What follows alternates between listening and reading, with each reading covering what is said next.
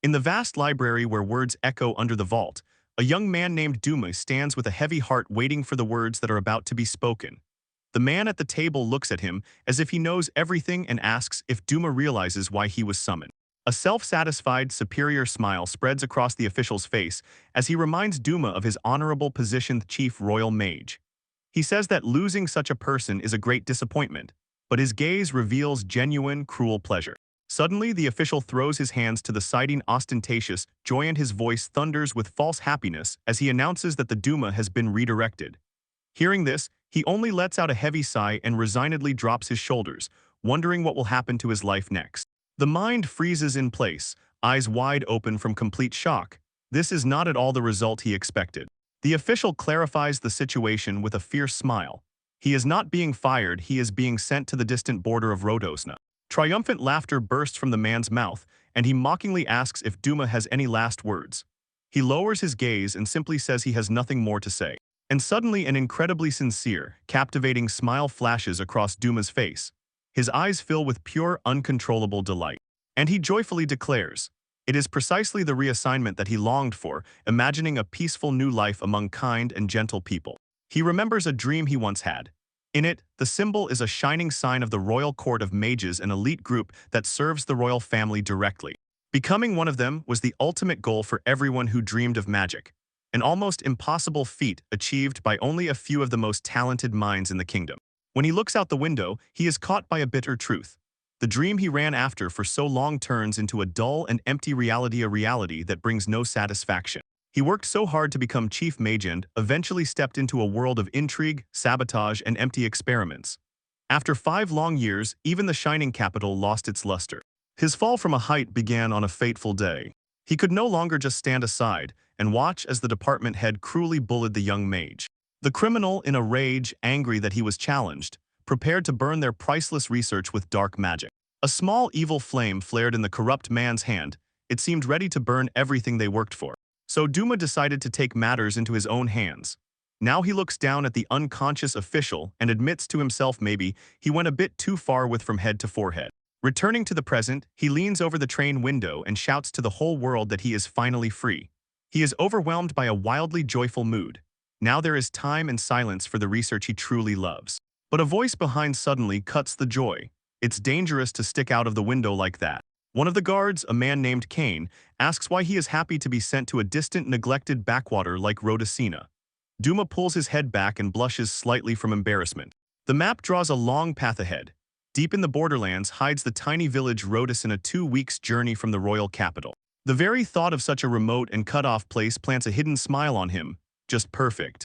Kane, a kind-hearted swordsman, advises him to relax and enjoy the journey without unnecessary worries. Another guard, a spearman named Arias, confidently adds, their group silver-winged travelers will keep him safe. And the young archer named Rui proudly declares, adventurers of rank B, they are capable of more. The rapier wielder named Lilia winks and nods. Supposedly out of 5, they are the formidable force. And the burly axe user named Orin confidently asserts that no one would dare be foolish enough to attack them. Duma smiles, truly calm and relaxed by their confidence. But in just about 30 minutes, the proud travelers stand side by side, beaten, broken, and with gloomy faces. Bandits surround them. Their leader mocks the travelers, laughing that their high rank is worthless against numerical superiority. Kine fiercely stares down the bandit leader, his eyes burning with anger. The bandit suddenly lunges forward like lightning. With one mighty blow, he strikes the ground with a club. The bandit leader looms over him and sternly warns, don't think these are ordinary thugs. With a greedy smile, he declares his intention to take the luxurious carriage and everything in it. Inside, Duma grumbles under his breath. He regrets taking such an expensive cart right now when his savings are at stake. His face becomes stone-like, his eyes narrow, his gaze drinks in determination. He expected the guards to handle this, but now he understands. He can no longer stand aside. A small light trembles and flares at the tip of his finger. In a moment, a massive glowing magical circle bursts from the ground, stunning the bandits. Giant golems made of solid stone rise from the earth, and their grotesque forms frighten the unprepared thieves. The bandits scream in terror, guessing what kind of creatures these are and who could have summoned them. One of the golems turns to them. A dark, faceless face delivers a verdict promising destruction. Leaning back, Duma mentally sums up, this should be enough to handle the situation. But as terrible screams come from outside and tear the silence, his blood runs cold and he realizes he probably overdid it. Kane stands amid the carnage and looks at the carriage in complete shock, asking if it was really Duma responsible for all this. Peering out the window with pure horror on his face, Duma desperately denies, insisting it was definitely someone else. The adventurers examine the form with the travel application. It clearly states in black and white that they are escorting only one passenger. Then they reread another line on the form 0 mages, and all three are completely confused. Seeing their wounds, Duma kindly hands them a healing scroll and explains that anyone can use it. Kane freezes in amazement. He recognizes it as an incredibly rare and valuable artifact. Duma just shrugs and says he can make one like that in a few seconds. Kane is staring intently at Himhai's face, focused, determined, as if he has already made up his mind. He asks the Duma whether it will consider joining their adventure group. The thought immediately and firmly refuses, mumbling that it is not nearly that strong. He answers himself mentally. The slow life of dreams is already on the edge, so the party is the last thing he desires. Finally, they arrive in the city Gruten. Kane tells him that their paths diverge here, and he must find another carriage to Rotosna. The Duma thanks them for everything, and Kane modestly concludes that supposedly they actually did nothing to help. When Duma leaves, Kane calls out and commands. If he ever finds that mysterious mage, he will definitely thank him for the rescue. The air is cold here, so he decides without delay. First of all, he needs a warm room at the end. He notices the sign-in for the Komerby and immediately decides to go inside. He opens the door and a gust of wind swirls the leaves around him as he responds with a polite greeting. Only for a moment his eyes are caught by the sight of a girl in a lush white skirt. A flawless girl with light brown chestnut hair sharply turns to him, a stick in her hand. The innkeeper meets his gaze, then immediately orders the girl to wait a moment. The girl, with all cold confidence, asks to close the door and he flinches, abruptly coming out of his thoughts, embarrassed. Inside, he encounters a strange quarrel. The girl asks if he really has no money, and he nervously clarifies, is that really a problem? She immediately warns if he is joking she will call security. He instantly gets to the point. A terrible misunderstanding has occurred. He looks at her more closely, notices elegant clothing and age. She is definitely an adult just here in this land. And then he notices a familiar coat of arms of a noble family on her suitcase. But just as he manages to catch her, the girl suddenly faints and falls right into his arms. He holds her tighter, completely stunned and confused by the sudden turn of events. She raises her eyes to him, misty eyes and flushed face, beautiful but defenseless. The guard immediately notices them in an awkward situation and decides they are a couple, so he offers to put them in the same room. At that very moment, a loud rumble breaks the awkward silence. The girl's cheeks flare up hot red. It was her stomach. In a moment, a gigantic banquet is spread out before them. The girl eats with incredible zeal, her cheeks puff up from the food. After she has eaten 6 full portions, Duma sits opposite and, sighing heavily, stares at the price of the meal he just paid for. He finally asks why she has no money, then asks her to name herself. She, wide-eyed with innocent eyes, nods and introduces herself, Laura. He calls himself Duma and feels a strange discomfort as he pushes aside the pile of empty plates. Laura says she simply never thought she would ever need money. It had never been like that before. He forces himself to smile, but inside only a scream echoes. Her excuse is impossible. As soon as he shifts his gaze to her, his magical senses shudder, as if anxiety rolls under the skin. Something is wrong. He releases power to examine her mana and freezes in horror. She is completely blocked and intertwined with a powerful curse. He understands this cannot be ignored, and decides, for such a simple curse, a single snap of the fingers will be enough to shatter it to pieces. He just snaps his fingers at her side. Laura looks at him puzzled, as if she doesn't understand the purpose of this gesture. An incredible explosion of invisible force bursts from her body, shaking the entire room, as if reality itself momentarily gave way. Duma freezes in amazement, sensing this is her true, unsealed mana. She is the very essence of power that surpasses even his own. Laura lowers her gaze to her hands, confused but strangely light at heart. She understands the colossal power had been sealed inside all along. She tells him that she already feels much better and admits that she had long felt that something was wrong. He is filled with surprise. She didn't even notice that a curse had been placed on her. Everything turns out to be much more complicated than he had imagined. He decides not to dig deeper and orders Laura to rest while he goes to work. He reaches the Travelers Guild, but the cat-eared secretary meets him with dry words. All travels to Rotosna are suspended. He grabs at questions, but she only presses nervously, saying there are circumstances. His own fuss confuses him. He tries to get to Rhodocina, but the secretary immediately cuts off the conversation and does not allow further explanation. Suddenly a scream outside cuts through the air, and their conversation breaks off halfway. Duma sharply turns to the door. Anxiety washes over her like a wave. Strange explosions burst inside and unabashedly demand valuables from everyone. The girl from the guild immediately understands. This is exactly why all travels were stopped. She explains that a new gang of robbers is terrorizing the city, and no one has been able to find their hideout so far. Dumas instantly realized these are the same men who attacked his carriage. One thing gnaws at him: why the city guard cannot deal with them. Suddenly the bandit leader points directly at him and shouts, recognizing him. The bandit nods and recalls that fight in the forest, swearing, this time he will not run away. Dumas freezes in silence, and the girl from the guild whispers barely audibly that this situation is impossible. In the memory, the bandit leader knocks down a city guard with one move without any visible effort. He stands over the fallen enemies and mocks their weakness, boasting he can defeat them at any moment whenever he wishes. Dumas feels the full weight of the threat. He tells the girl from the guild that this man is incredibly strong even alone. The bandit remembers his training. Orders given to him flash through his mind. The memory of the shadowy fencer from the capital flares up in his head. Here he is, the true leader of the entire operation. Dumas suddenly realized with growing horror, these are not just robbers. If their leader is a former capital fencer, he is capable of wiping the entire city off the face of the earth. A brave city guard steps forward to stop him, but the bandit brushes him off as if he is just an annoying obstacle. The robber lunged forward, ready to deliver a deadly blow. Dumas knows it can't go on like this. He is already drawing secret magic into himself. There is simply no other way out. A moment more and the sword is about to fall. But Laura flares up on the spot and catches the bandit's hand with her bare hand effortlessly. And Dumas widens his eyes, pure, genuine shock. He panics, grabs his face, shouts Laura's name, and demands an explanation for why she is not resting as he ordered.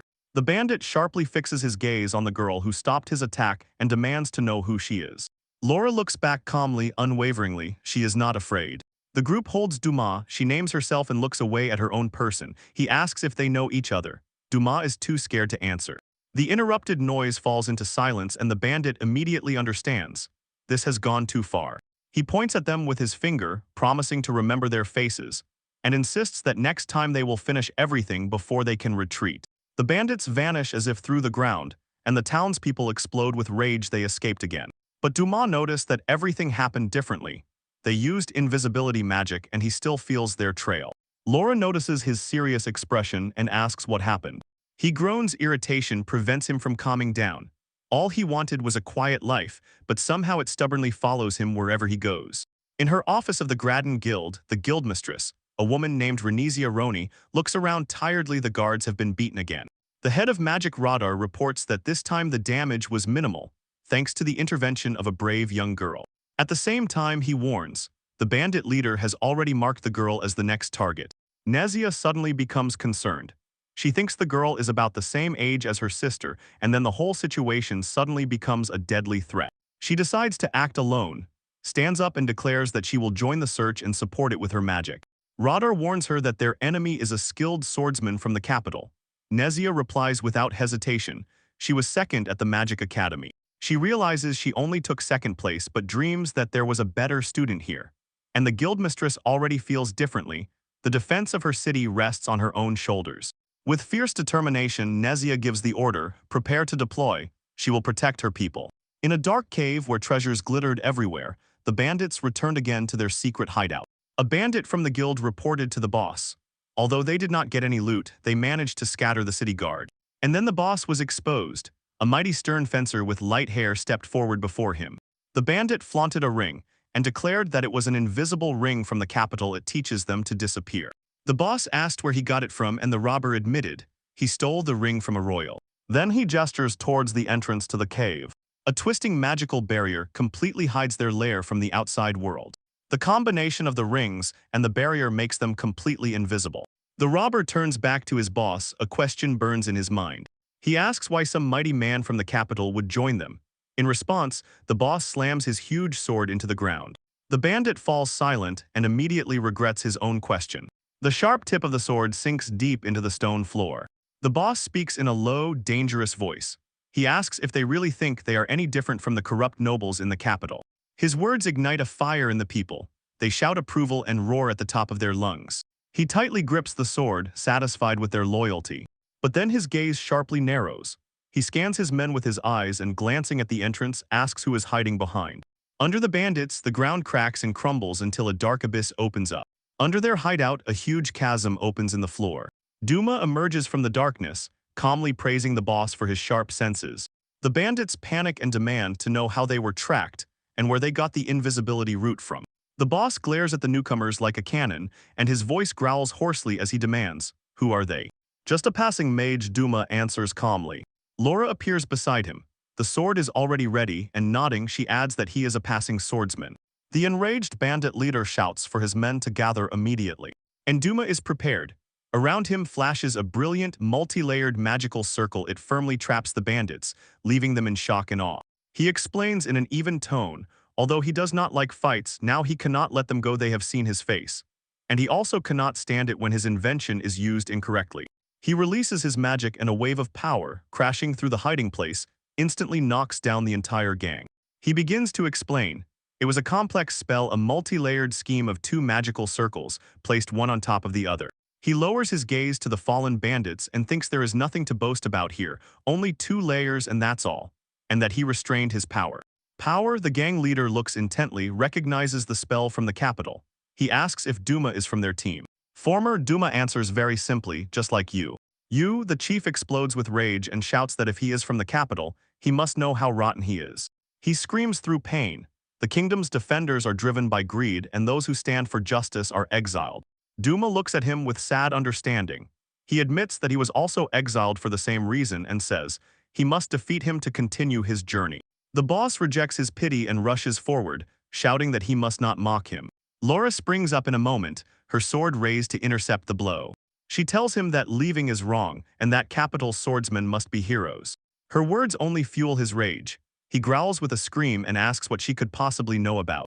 About them, he strikes the ground with his fist, stones around scatter from his inhuman strength. He roars his pride, and he died that day when the capital betrayed him. He declares that now he is a ghost and swears to become the nightmare of the kingdom. Dumia looks at him with pity but still understands. This fight is inevitable. A small stone, accelerated by force, cuts through the air and flies through it. It hits the charged swordsman right in the forehead.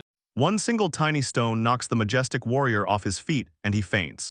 Laura looked down at his fallen figure, and her determination only strengthened. Firm, she strikes with a powerful kick, and his body lifts off the ground and flies into the air. While he rushes through space, she says simply, without unnecessary words, "Bad is bad." The clasp on the boss's cloak cracks, breaks, and flies apart from despair. Duma looks at the fallen bandit and says that instead of revenge, he should try to enjoy a second chance at life. Life, or it will turn into Duma and thank him, saying that his actions are exactly what she expected. Royal Knights. He freezes in shock. She knows his secret. Then he points to the emblem on her sword scavenger. The emblem is the unmistakable sign of the Royal Knights, the most powerful military unit of the kingdom. He wonders why a royal knight ended up here, and finally understands why even a former capital swordsman could not compare to her. Heroine, Laura explains that she was also transferred. Duma is struck by shock when he learns their circumstances match exactly. Then she reveals that her assignment is royalty. Laura's face lights up with a confident smile, but Duma's heart falls like a stone. His dream of a quiet life alone is officially over. They stand on the road together, and he worries about his path, sure that his slow life has already begun, but it is by no means standing still. Returning to Gruten, Guildmaster Renisha gathers her adventurers and vows to tame the bandits terrorizing her people. She raises her hand ready to give the order to retreat.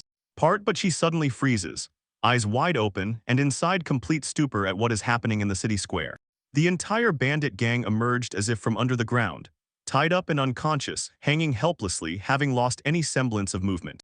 They wrote something and explained that a powerful magic had transported them, but he has no idea who could have done it. From a secret hideout, Laura watches everything and quietly chuckles. The defeated bandit leader, exhausted to the limit, wakes up and smiles. If there are such powerful ones here as the Royal Mage and Royal Knight, then maybe there is still a chance for the king. He immediately recognizes the magical bonds. This is the work of the court mage. Renia froze over the pile of fallen bandits and could not understand what exactly had happened. Later, Duma walks through the city with a completely stone face. He explains to Laura, Physically, no, he is not tired, but mentally exhausted, he had to restrain his magic to avoid killing the bandits. Nearby, the townspeople celebrate his cap.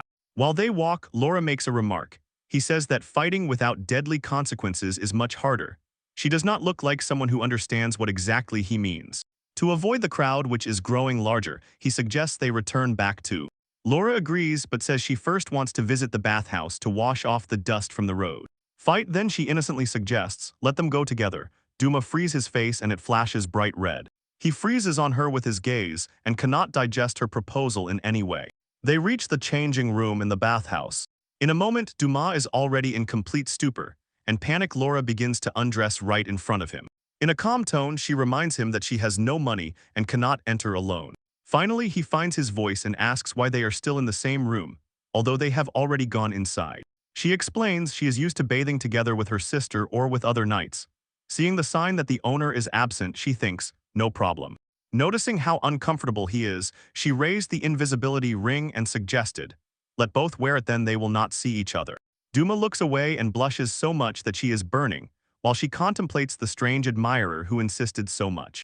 In a moment, Laura puts on the ring and disappears completely. The invisible voice cheerfully encourages him, saying this is funny after all. Duma lets go of resistance and agrees to take on this prank. They enter a luxurious bath under the open sky, paved with stone. Although they are both in the water, their rings make them invisible to each other, and still, those are somehow too bright. Red, almost embarrassed. He convulsively tries to pull himself together and again repeats in his thoughts. They do not see each other. He tells himself, behave normally, everything is completely fine after all. But as soon as he turns towards her, instead of a person, he sees a terrible, slimy figure like a monster. Panic overwhelms him.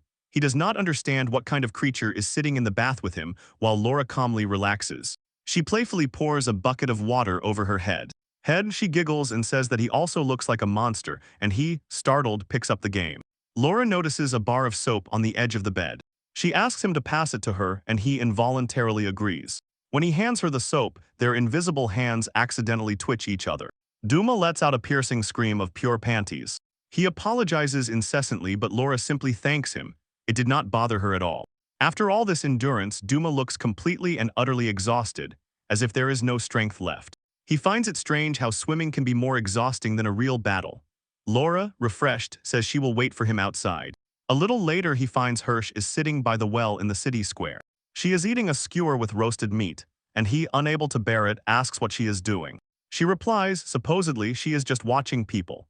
A tiny strange glint in her eyes makes him guess that her hobby is a bit creepier than it seems. He sharply asks where she got the money for this. She explains that a stranger gave it to her at the festival, and he immediately starts scolding her for accepting gifts from strangers.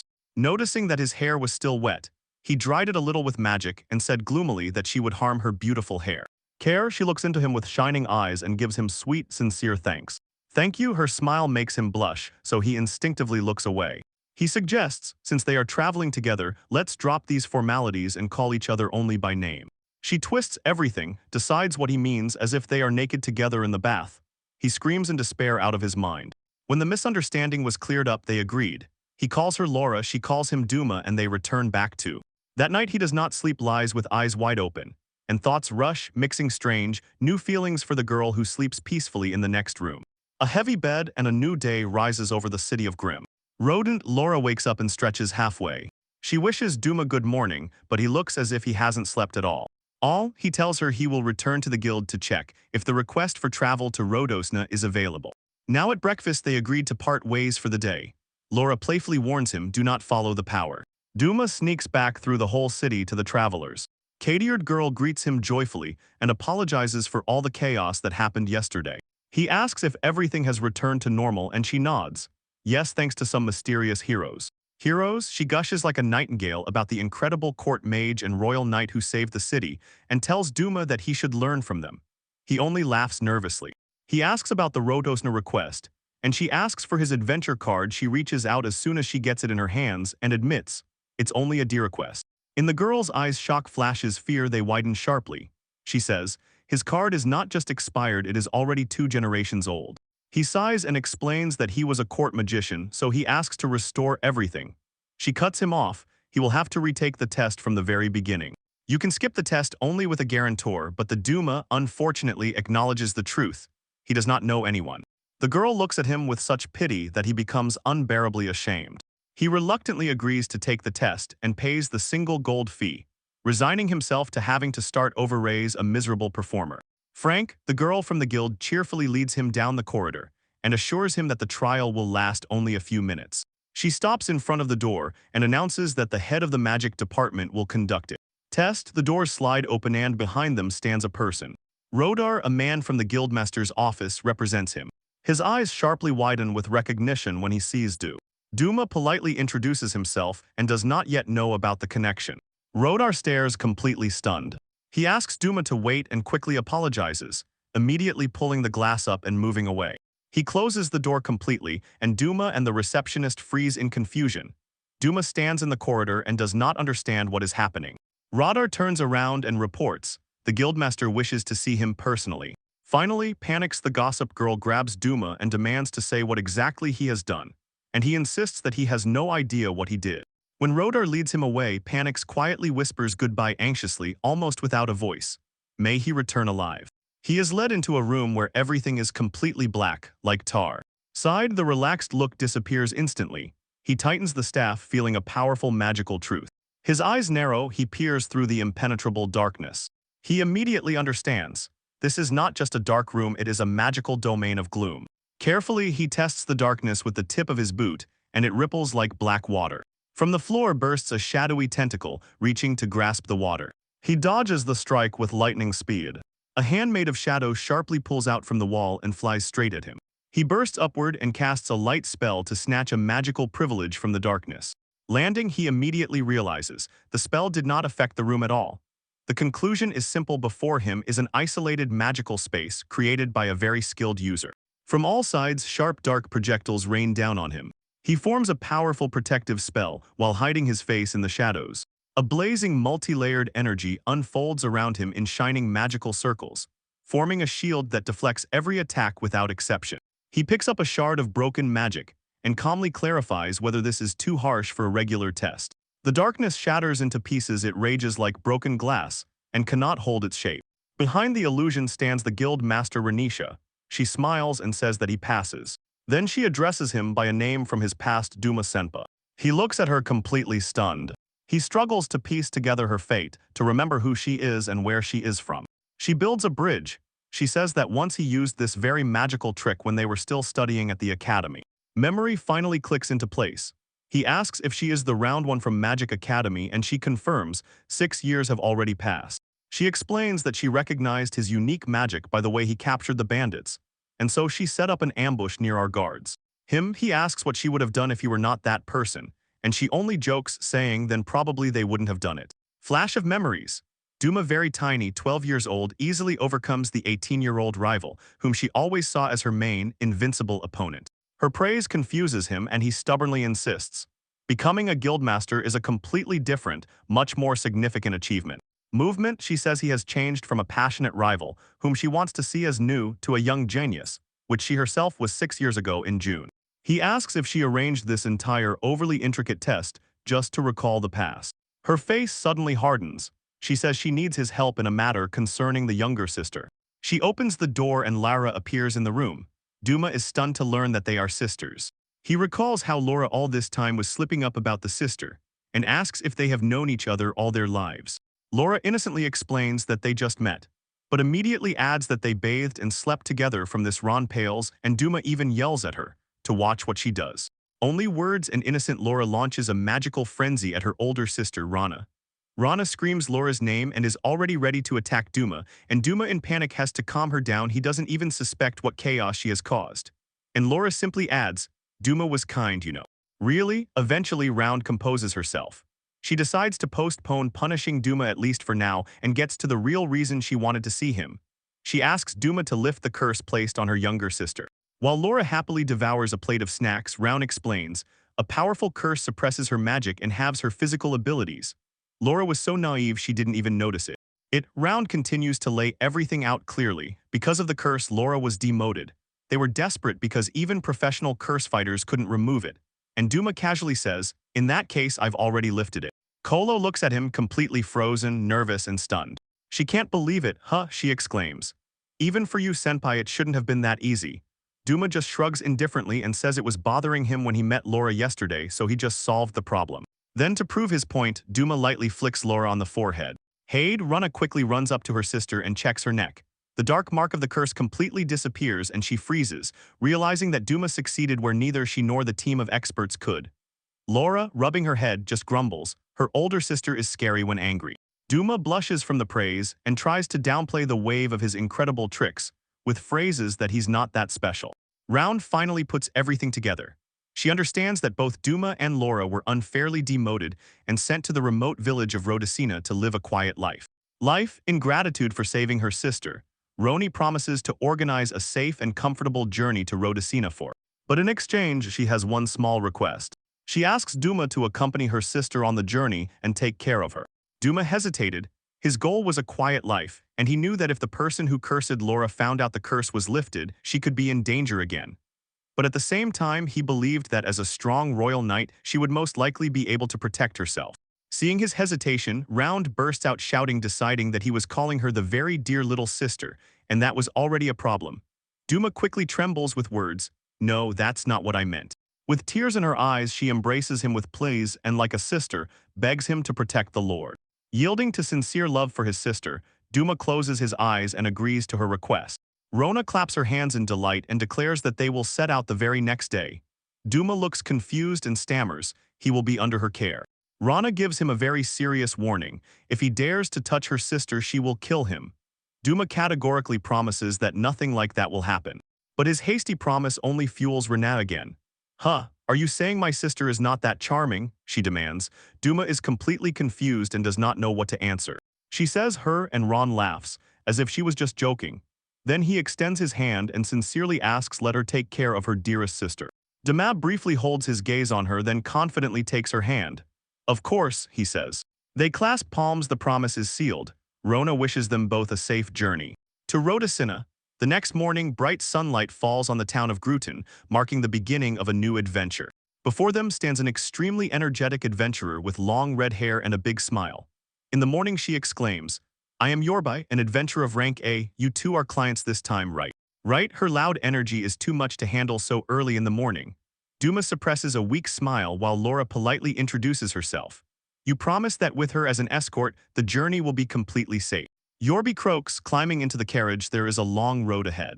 Having jumped inside, Laura calls Duma. She hands him 2 skewers with grilled meat, thanking him for listening to her sister's request. Duma takes the food and thanks her in return. Duma's face suddenly hardens, seriousness and determination settle on him at once. As soon as the carriage rolls out of the city, Duma decides to himself. Since he took this job, he will see it through. But his thoughts are interrupted by a small detail that catches his eye: Laura's snack. He scolds her again for accepting food from strangers. After half a day of travel, Yorby threw out, "No one ever wants to go to Rhodocina." The fact that he chose this place precisely because of its remoteness genuinely surprises. Yorby looks at her questioningly, as if to say, what does she mean? Yorb smiles and explains without unnecessary words. It's all because Rhodocina has 3DS. She lists them without pause as if reading a sentence. Dangerous, far, and desolate. Laura freezes in surprise when she hears where their path ultimately lies. To have the last word in this argument, Yorby adds that strange things constantly happen on this road. And at that very moment, the carriage jerks sharply, then stops as if rooted to the spot. From the lake blocking their path, a gigantic creature rises. Its colossal, long neck stretches upward above the water. It is a huge terrestrial dragon. Yorby calls it the bathing land dragon, but Laura recognizes the spectacular name Suspansu. The maiden wonders, can such a gigantic monster really have such a melodious name? The giant Suspansky continues to dangle relaxedly in the water, completely blocking the only road forward. Yorby explains the problem. Suspanskys are famous for baths that last almost 3 days, and they seem to be stuck for good. Duma frowns. He definitely did not intend to wait for 3 days like that. Calmly weighing everything, Duma concludes there is no other choice. The dragon must be defeated. Yorb and Laura freeze at how casually he suggests fighting the gigantic creature. Yorby tells him, even as an A-rank adventurer, her attacks will not leave a scratch on it. Duma turns to Laura and asks if she can decapitate it with one strike. She replies she can, but the dragon is too high, she cannot see it. Duma nodded. The plan has already matured. He tells Laura that he will create an opening so the dragon will stumble and she will have to do the rest. He kneels down ready to invoke his magic. With clear orders in mind, Laura dashed into battle. She bursts in with blinding speed easily and effortlessly dodges the massive tail strikes of the dragon and stuns it. The ground cracks from the dragon's might, but Laura uses the scattered stones as Steps dances through the air and evades every attack. Your Baywatches freeze in delight. She has to try hard just to dodge, while Laura looks like she is not even straining. Duma is still preparing his spell, noticing Laura's movements make the dragon unstable. He grabs a handful of soil and quickly analyzes its composition. He confirms it is perfect for the spell he has planned. Pressing his palms to the ground, he breaks the silence with a loud scream. Activate. Under the ground, a powerful magic circle flares up. It is pulled by a dragon. The spell instantly turns the solid ground into deep mud. The giant dragon roars with a cry of surprise and begins to sing. But Duma has not finished yet. He casts a more complex spell than the first one. In the air emerge wondrous stairs of pure light, and they pave the way from the earth all the way to the dragon's neck. For his last move, he casts a powerful strengthening spell on Laura, making her even stronger. Laura feels a wave of new strength wash over her and glances upward. Ready. The dragon roars, and she swiftly flies upward the magical stairs. In a brilliant flash of silver, Laura's sword cuts the air cleanly and flawlessly. Sorry, she whispers. The mighty dragon's head is cut off with one single perfect stroke. Laura calmly watches as her powerful attack finishes off the fight exactly in time with the strike. She freezes for a moment on a platform of light, high above the ground. Both Duma and Yorbai are completely speechless from the incredible display of power. WWOW, Yorbai manages to exhale at least one word, mouth wide open and frozen in shock. When the battle ends, Laura begins to fall from the sky. Duma calmly creates another magic circle on the ground, which catches her and allows her to land safely. Your squad is completely knocked off their feet. Who exactly are you two? She exhaled tremblingly. Laura introduced herself and immediately gave her official title, Royal Dane. Yorb freaks panic as soon as they realize she is traveling with a member of the legendary Royal Knights. She turns to Duma and asks who he is. He just smiles and says he is an ordinary, everyday maid. The name finally forms in Yorbai's mind. She recalls the legend. Could it really be Lady Laura of Shining Light? Yorba exclaims, shining with excitement. Laura confirms, yes, it is her. Yorba immediately asks for an autograph and gets it right away. When Laura signs, Yorba immediately asks Duma, do royal mages also have cool titles? He, as if stabbed in the hopes, replies no. After the dragon is defeated, only the giant body remains to be dealt with. Yorb asks what they should do and Duma just throws out, leave it to me. He takes out a magical device exactly like a modern smartphone. He says it is a tool for long-distance communication and that they can call the shopkeeper to sell a precious part of the dragon. The shopkeeper offers them an incredible 250 gold coins for the materials. Bei shouts excitedly that this is a whole year's salary for her. While Duma looks horrified, he recognizes this magical device. He once invented it as a simple independent project when he was only 10 years old.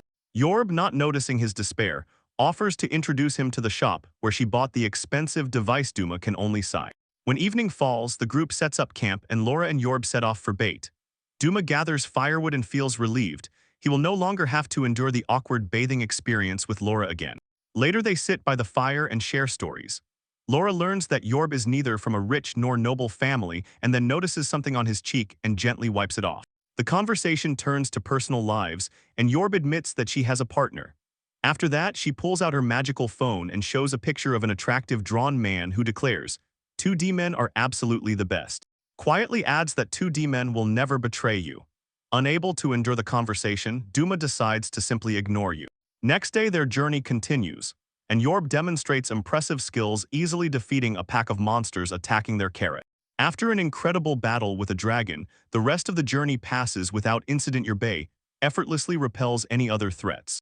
She blushes and says she feels uncomfortable fighting in front of two such powerful people. But Duma and Laura are truly impressed by her A-rank skills. Finally, they reach a clearing and see below in the valley a small village. I see it, your founded cries, there it is, Rhodocene.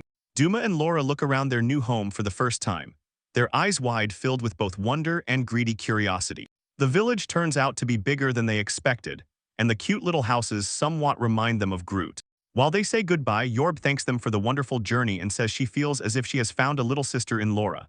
Doom thanks her in return. Then Laura solemnly declares she is hungry. Yorb explains that she will return to Grooten as soon as she sells the supplies she desperately needs at the local guild. She advises Doom and Laura to first head to the guild to find a place to stay. They heed her advice and very quickly find themselves right in front of an old wooden building.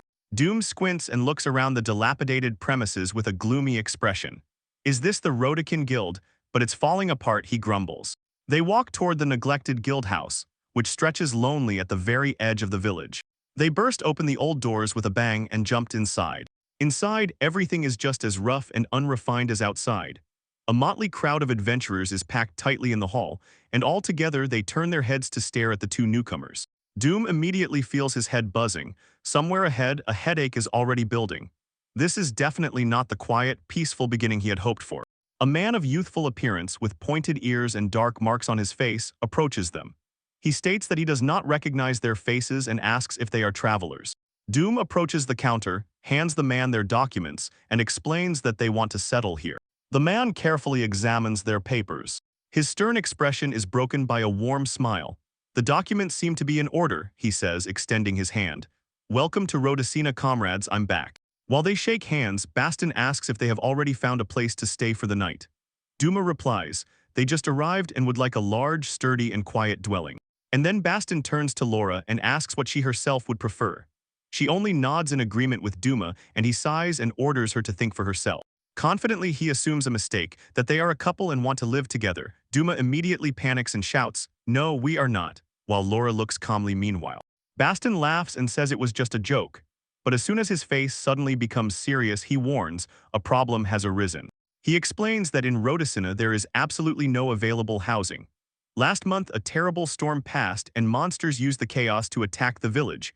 They destroyed more than a dozen homes. Duma falls silent in despair. And the traveler nearby confirms this bad news and adds, even if they start building a new house today, it will take at least 6 months. Duma's shoulders slump as if all his enthusiasm has collapsed with them. His dream of a quiet life is falling apart before his eyes. Well, nothing at all, he muttered hoarsely. And at that very moment Fasten's eyes lit up. No, wait, he says, there is one place. He told them about a huge abandoned estate, a forest mansion on Ghost Hill. The owner died many years ago, but strange things happen there. The lights turn on by themselves, and anyone who dares to tear down the walls immediately gets injured. Duma shudders at the thought of living in a haunted house, but Laura's eyes sparkled. She was eager. Sounds like fun, she said. Duma protests in panic. He says it's obvious a haunted house, and that if the two of them live together, it will definitely bring a bunch of other problems. And Laura just looks at him with big sad eyes full of pleading and asks, "Is that a no?" Could it be that Doi really is losing the strength to say no to her when she looks at him so sweetly? They suffer defeat. Duma tells Baston that they will take the estate. Laura quietly rejoices while one of the other travelers prepares to lead them. The adventurer leads them out of the guild hall. They plan a short walk to the estate, and Laura, as always, cannot sit still and complains that she is hungry. Along the path through the shadow of the trees, Duma suddenly feels something wrong and calls out into the darkness of the forest. A young man with a stern face, prickly red hair, and a scar above his eye emerges from behind a tree. He blocks their way, snorts, and mockingly ridicules Duma, calling him a worthless mage pretending to be a true adventurer. The man's name is Grotto. He is a member of a group led by a man named Klaus from Combat Art. Duma wonders why their Combat Arts team even needs some random member like him. Grotto explains, anyone who wants to live in Rhodocina must pay tribute to his group. Duma calmly asks what will happen if he refuses. Grotto laughs and growls a threat. If they oppose his group, they won't live long in the village. Duma simply thanks him for his concern and turns to leave, completely ignoring the threat. Grotto is left in silent shock at such a calm rebuttal. Grotto glances once more at Duma's back and his fingers clench into fists. "That's why I can't stand mages," he growls. He seems to be overcome with rage. He draws his sword and shouting declares that ever since the mage stole the girl he loved, he has hated all mages. Duma senses the man's intention to kill and immediately looks back, so he is already ready for a fight. But just as the tense final confrontation is about to flare up, a quiet forest is cut by an extraordinarily loud rumble. A sound bursts from Laura's stomach. "I'm hungry," she says, breaking the tense mood, and Grazzo is so confused that he completely refuses to fight. Duma sharply turns around and walks away, shouting that he will inform his boss. He will tell everything about them, and they better remember what happened. As they continue walking, Duma thinks, what was that really? He thinks to himself, hating all mages because of an old heart injury. Too petty a reason.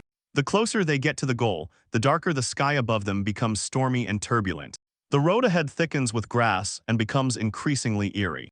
Duma raises his eyes to the dark clouds. So this is Ghost Hill, he says, noticing how the weather suddenly worsened. While Duma is pressed by the nervous atmosphere and it frightens with eeriness, Laura looks as if she is celebrating everywhere. She looks around with a brave and delighted smile. Finally, they reach the forest mansion. It is a huge, formidable building that looks exactly like a house from a scary ghost story. Duma grits his teeth and tries to look brave. Even more authentic than I thought, he admits, sweating a little. The title, The Secret of the Haunted Mansion, hangs over the eerie image of the house. Just standing here is a waste of time, says Duma, trying to cheer himself up. Let's go inside. But as soon as he turns around, he sees. Laura nervously gives a short salute. Huh? He asks again. Laura quietly says she changed her mind and will wait for him outside. Duma goes crazy. Why? He shouts. You yourself said this place would be good. Laura admits now that they are here, she is also scared. Duma refuses to go alone.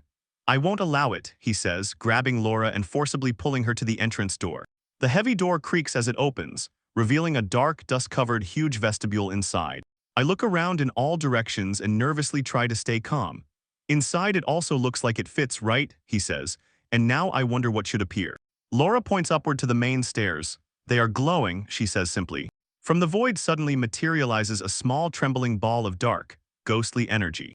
What is that? Lady stammers, flinched in surprise, and Laura looks at it and suddenly feels a strange, familiar chill. A pale, ghostly voice rolls dully down the corridor and whispers one command: get out. The voice echoes throughout the space, multiplying until more and more shadowy bolts of energy appear. All my voices out. The ghostly force grows, lifting heavy pieces of furniture into the air. Duma reacts instantly, grabs Laura and rushes away, jumping from the spot exactly at the moment when a heavy wardrobe crashes with a bang where they were standing. Whoa, he exclaims, not believing the ghost's strength. The next moment he is pierced by a sharp, cutting pain. Laura in despair grabs his hand with both hands. Laura, let go, he breaks out. Ouch, ouch, ouch. Both of them are thrown into the air as another piece of furniture is hurled right at them. They land in a heap on the dusty floor, surrounded on all sides by singing voices, and furniture floats in the air. Duma gets up irritated and angry. What can you do? He mutters. I didn't want to ruin our new home, but it seems I have no other choice. I'll have to fight back. He shifts his gaze to Laura. To his surprise, Laura stands up and calmly moves toward where the ghostly voices are coming from. Duma calls her, warning, it's dangerous. But as soon as she gets closer, recognition appears on her face. How sweet, she says, and there is so much warmth in her voice it gives you goosebumps. Cute, thinks Duma, his mind is a complete fog. How did it even occur to her to call that creepy noise cute? He focuses his attention and listens even more carefully. The matter is up to Laura. Behind the eerie echo, the voice sounds like a very young girl trying hard to scare. Duma activates magical senses and surveys the mansion itself. He is shocked by what he sees. Everything is soaked in magic, not just a building covered in spells. The mansion itself is magic. The ghost seems angry that it has been exposed and releases a powerful wave of energy. The room explodes with a blinding white line. Magic swirls around Laura, causing no harm, and she stands completely unshaken. Duma decides that they need to find the core of the magic. It is what holds this illusion together. Shall we go look for it? He asks the Lord. The Lord instantly makes a plan. He tells Laura that the magic is too intricate for him to unravel quickly, so he will focus on dampening the attacks while she, relying on her own senses, finds the sword. Above Laura's head appears a small glowing circle of light as soon as she activates the ability to sense magic. She immediately finds the source and nods downward there, into the long dark corridor. Laura leads them deep into the corridor until they come to a single door. Duma uses his magical vision and sees. The mansion's power is concentrated behind that very door. There stands a complex magical lock. He is already preparing to begin the long and difficult process of unraveling the magical lock. But before he can even start, Laura decides to act boldly. With a powerful swing of the sword, she shatters the magical lock to pieces. What are you doing, Laura? Duma exclaims in horror. Just because you are lost in thought doesn't mean you should resort to physical force. She replies calmly, she just wanted to find out if she could cut this. They both freeze their gaze on the door. It is now open and not locked. The door bursts open, and a stone ladder emerges before them down straight into the darkness. At the bottom of the stairs, another door is already waiting for them, on which a sign is hanging. The sign with the name stands out with a bizarre, old-fashioned font. The thought draws attention to the inscription, Ellen A's and Nicholas' room. He feels that the magic here is the strongest, so he warns Laura to be careful. And Laura, as always carefree, simply reaches for the door handle and opens it. It opened, she says casually, while Duma behind is already in panic. From inside the room stretches a bright, gentle glow, as if someone deliberately tuned it to the mood. The room looks like a cozy workshop. It is full of books and magical instruments, arranged as if each has its own place. And in the very center of the table, which softly and warmly flickers with light, sits a small cute teddy bear. Doomsdayers freeze in amazement. He says it is a house spirit. Laura asks if it is a boogeyman. The thought explains. Boggart is a spirit born in a house filled with love. Over time it merges with the house itself, and its sole purpose is to protect its home and its master. He carefully lifts the plush teddy bear. In his hand is a small soft toy. As soon as he holds it, his face becomes just like Shin's. Laura, help me, he asks, his voice trembling with urgency. What should I do? He explains, they say the boggart disappears when its master dies. But some remain if the love for the master and the home is incredibly strong. He tells her that this little spirit has been alone for years, a living force protecting the house and waiting for the master who will never return. They both look at the small plush teddy bear with sad eyes and feel its magic almost completely fading. The end. Duma says that maybe they can save it by pouring in their own magic, but it will only work if the boggart voluntarily acknowledges them as its new master. Laura reaches forward and places her palm on its surface. I want to save this, she says decisively. Duma nods, I know you're not like the others. They realize they are standing before the flickering boggart. Duma speaks to it gently and explains that they want to help the spirit. Yes, he says, open to us. They stand silently and wait for the spirit's response. The warm glow around the plush teddy bear fades.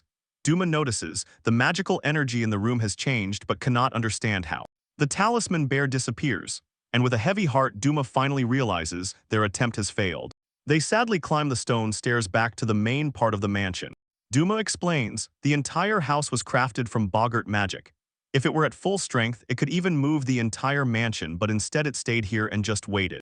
According to him, the magic of Bogart Hannum will soon completely fade, and the magical mansion will disappear. A pity, he sighs, but enough, let's step back. Reaching the top of the stairs, Laura stops and looks around and cannot believe it. The dust, darkness, and eerie silence that hung in the corridor have vanished. The hallway has become bright, clean, and incredibly beautiful. Has this place always been like this? The threatening, eerie atmosphere has completely disappeared, replaced by a feeling of warmth and calm. Duma is completely confused. What is happening? He cannot understand. While Duma and Laura try to figure out how the mansion suddenly changed, a sweet, cheerful voice sounds in the silence. Are you surprised, sir? Suddenly, a young girl with light brown hair tied into two ponytails appears before them in impeccable attire, with a friendly, sincere smile on her face. She stands proudly, hands on hips, a determined look as if about to get to work. Duma and Laura are completely stunned. Who is this child? The question bursts from them in unison. The little maid begins scolding Duma, pointing out that he is the one who wandered into her home and did reckless things there. This confuses Duma. He instantly turns back to Laura, trying to explain that he did nothing. And Laura only looks at the maid and understanding flashes across her face. Laura reaches forward and gently strokes the maid's head. Toy, she says. The maid joyfully shivers quietly and tightly hugs her. The maid giggles, laughs uncontrollably. She is happy that everything worked out. Laura also smiles. The girl has the same magical power as Bogart, whom they found in the basement. The girl holds the edges of her skirt in a flawless curtsy and proudly introduces herself. I am Nicola. I am the boggart of this house and the perfect maid. Duma exhales with relief. Their attempt to save the spirit worked. Nicola explains, when they poured their magic into her, she was able to regain her original human form. After that, she turns to Duma and asks, so who is this master? When Duma hesitates, tears gather in Nicola's eyes. So what? Nothing will work, she cries. Nicola will have to be alone again and die. Laura casts a stern, disappointed look at Duma. Duma quickly calms her. He explains that they will continue to live in this house, but he himself feels, perhaps she is not suited to become its new mistress if she served her previous one so faithfully. Nicola falls silent for a moment, bows her head and contemplates his words. She remembers her dear former master, a kind witch named Ilanazi. Now it is clear to her, Ilanazi has gone on a long journey and will not return. Nicola raises her gaze and smiles brightly and decisively. She says that Lady Elena's will always remain her precious lady. But from now on she has a new duty. Deeply and solemnly bowing, she proclaims, her new pride is to serve Lord Duma and Lady Laura, those who saved her life. Laura trembles with emotion at Nicola's devotion. She lifts the little maid and squeezes her in strong, tight embraces. Nicola raises her gaze to Laura. There is still a bit of confusion in her eyes, but at the same time true happiness. She has been accepted. Laura, now her official mistress, tells Nicholas that she understands and accepts her service. And then her very first request sounds. She declares she is hungry. She wants tea and snacks because since they arrived they haven't eaten properly. Nicholas's face lights up with pure joy. Nothing brings her greater happiness than serving her masters. Yes, absolutely, she cheerfully encourages herself and rushes to start her duties in her wonderfully restored home. But the new strange life of the former palace mage, royal knight, and ancient house spirit begins with a cheerful tea party in their huge new residence. Comfortably settled in place, Duma thinks how his plan for a quiet life led him exactly to a magical estate on the outskirts of the village. He combs through the basement workshop left by the previous owner of the estate, Alines. Digging through her notes, he freezes. Alines was a brilliant witch, and her research was ahead of its time by at least decades. Nicola proudly boasts that her former mistress was the strongest witch in the whole world, so powerful that she built the entire estate in one day. But the trouble is her name and achievements have been completely erased from the memory of history. When night falls, Duma immerses himself in thoughts about the mystery. Why should the existence of such an incredible witch be consigned to oblivion and completely erased from memory? The next morning he is already awaited by a joyful Nicola. "Good morning, sir." Duma, in simple sleepwear, smiles, thanks, and assures that he slept wonderfully, saying, "She has an excellent talent for making the bed." He orders Nicola to continue preparing breakfast, while he himself goes to wake Laura. They say Nicola is a phenomenal cook. The previous evening, Laura ate a whole mountain of food, which brought the maid to tears of joy. For Nicola, the greatest happiness is to cook for someone with such a healthy appetite. Caring for Laura suddenly becomes an incredibly rewarding task for Nicola, and Duma is only glad that she is nearby and can help. Duma goes outside and Laura is already awake. She is right in the middle of her intense morning sword training. Duma leans back and her movement is pushed by a merciless force, like a lever of reality. He freezes in admiration as she moves like a whirlwind. Her sword cuts through the air with incredible speed and power, raising powerful gusts of wind. He instantly understands, this is not just a simple training routine. This is true combat form much deeper than some simple sword dance. As he closely watches her movements, he almost imagines a phantom opponent, fighting with her with sabers, and he seems to feel the blows of that battle, which in reality does not exist. And suddenly he understands everything on a new level of respect. This is intense, devoted training of a royal knight. Laura finishes the training with one last powerful downward strike and stands calmly while the energy around subsides. "Good morning," says Duma. "Some clumsy walker, that was incredible. Can all royal knights do that?" Laura replies that in fact she was the only one in the royal capital who trained so intensely. Others thought she was strange. He diverted the topic from her eccentricity. Demi is a bit of a wizard. He crafted a cool, refreshing towel and hands it to her. Laura looks at the towel as if nothing is happening. Duma awkwardly asks if she wants him to wipe the sweat off her. She ignores the towel and declares that she wants to take a bath again, calls him to go with her. "No," he shouted. He frantically explains. If the peasants found out that he bathes with two girls, his reputation would be ruined and he would get into serious trouble. He shudders, recalling that night, how Nicola tried to join him in the bath back then, and at the same time remembers why he ended up here in the first place. "Breakfast is already on the table," he insists, trying to bring her back to reality. "I came to call you." As soon as the ear catches the word breakfast, a giant explosion rises in the forest. In a frenzy from the food, Laura accidentally unleashed her powerful final move. She dug a deep trench in the ground and swept away a whole patch of trees. After a generous breakfast, Duma is about to head to the village. Laura and Nicola see him off. Laura immediately guesses he is going to the guild to report about the estate and about Nicola. She suggests that Nicola should go with them. Nicola happily explains. As a sworn poor wretch, she is magically bound to the house and cannot leave. She promises to guard the estate well while they are away. Duma and Laura return back to the guild hall of Rhodocina. Baston listened to their report about the estate. He nodded satisfied, thanked them, and said that he had already suspected it was Boggart that caused the rumors. Duma asks what he means by evaluation. Baston replies, from the very beginning he knew they were not just some ordinary F-rank adventurers. He clearly felt the colossal, uncontrollable magical power of Laura. As a reward for uncovering the secret and as a welcome gift, Baston officially bequeaths them the estate and all the surrounding land. Duma is so overwhelmed with joy that he can barely speak and thanks endlessly. Duma recalls another reason for his arrival and tells Baston how on the way to the estate Grazzo Minto ran him over. Aston's face darkens. He says that Klaus is his old friend and would never order anyone to demand money from the peasants. He is gripped by anxiety. Grazzo seems to be using his friend's name to intimidate people. Realizing that his duties do not allow him to leave the guild, Baston asks Duma, to do him a favor to go and check on Klaus. Duma catches true anxiety and seriousness in Baston's gaze. His mind protests in unison.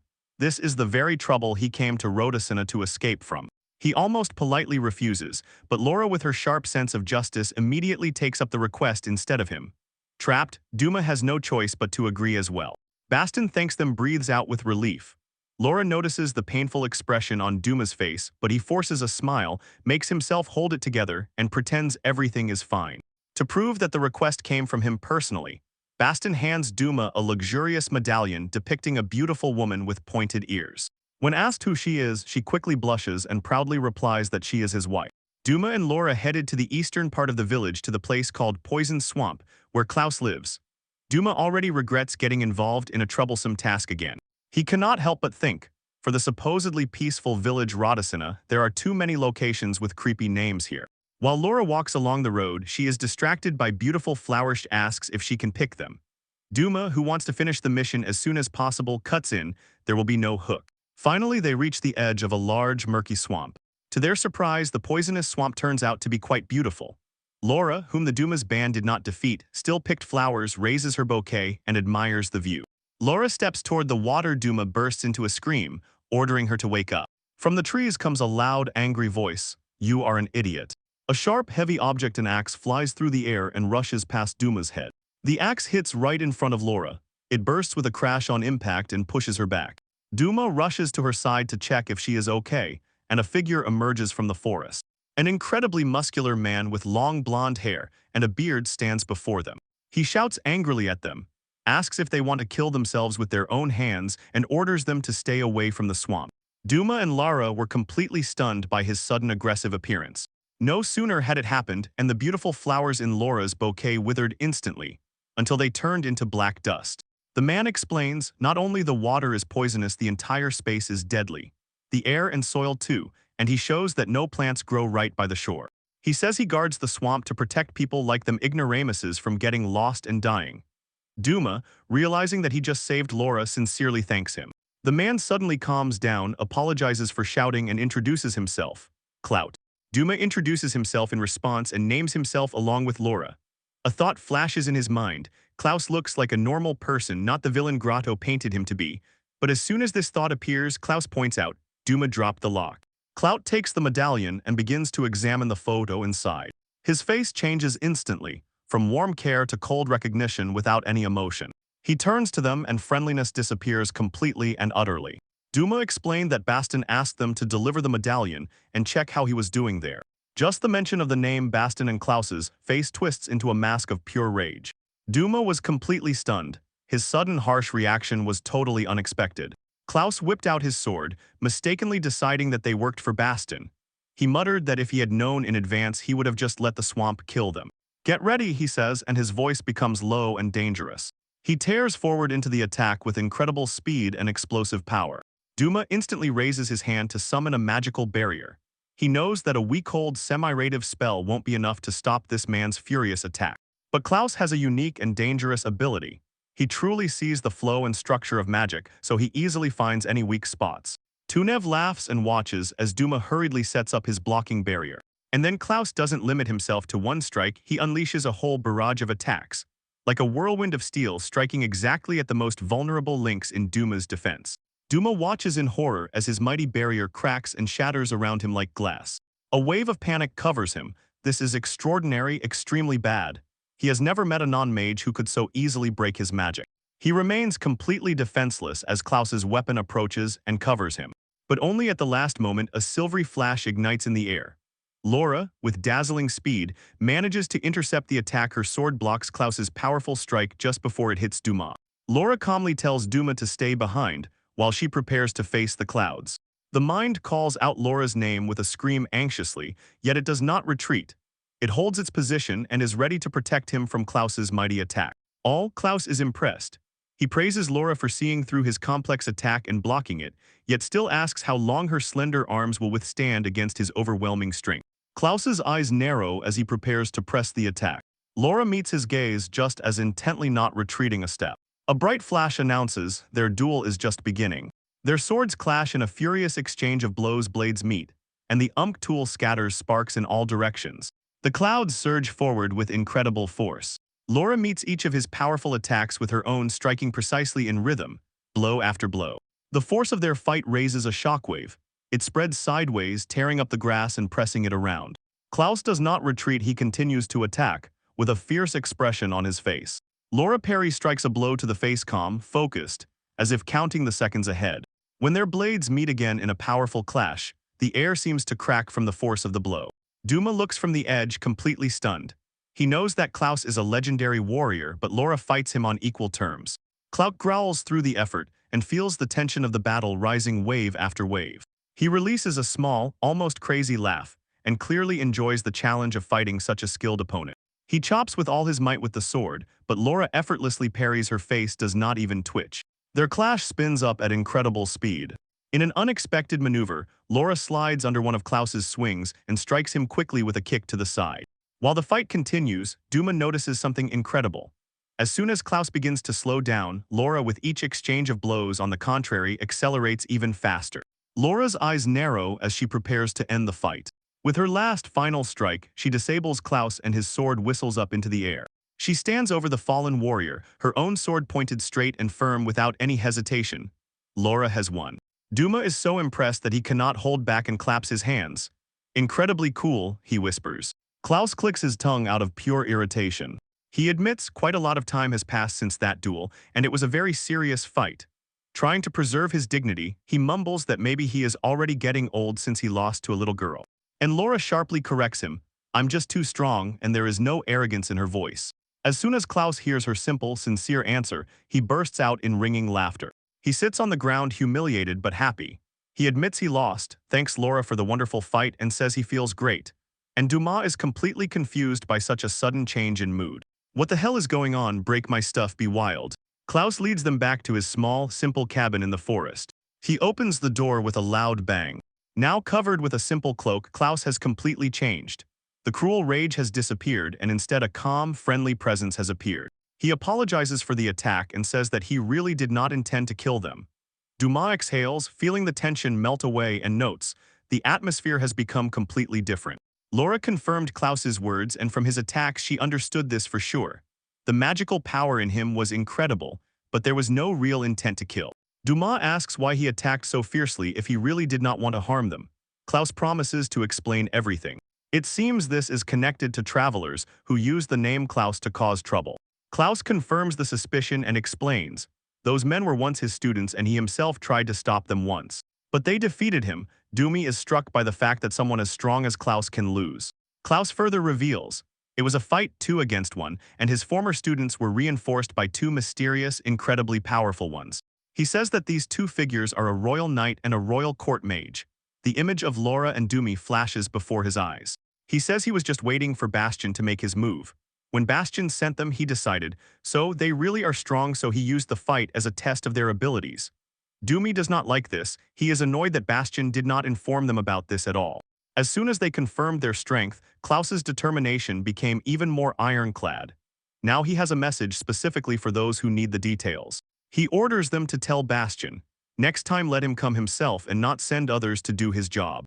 When they leave the Cloud's cabin, Dumi thanks Laura for saving him. He notices that she speaks too quietly and looks thoughtful. Laura touches her chin with her hand, and on her face is an interesting, pensive expression. Maybe that person. He does not see, she says aloud as if pondering. Dumi is confused by her strange question. Returning to the guild, Bastion confirms Laura's suspicion. Klaus is indeed blind, and that is why he came to live here and wrote this. Scene, Bastion explains that Klaus is a famous war hero, known throughout the kingdom as Klaus of the combat arts, because 10 years ago in the Battle of Garmusha he defeated 100 giants. Duma throws back 10 years and suddenly realizes, back then his own master was driving him into torture training. He asks how Klaus's blindness is connected to this. Aston explains, after the war Klaus lost his sight. He fell into deep despair and he was expelled. 2 years ago he arrived at Rhodocina, where he now controls a dangerous poisonous swamp bog. Duma is stunned.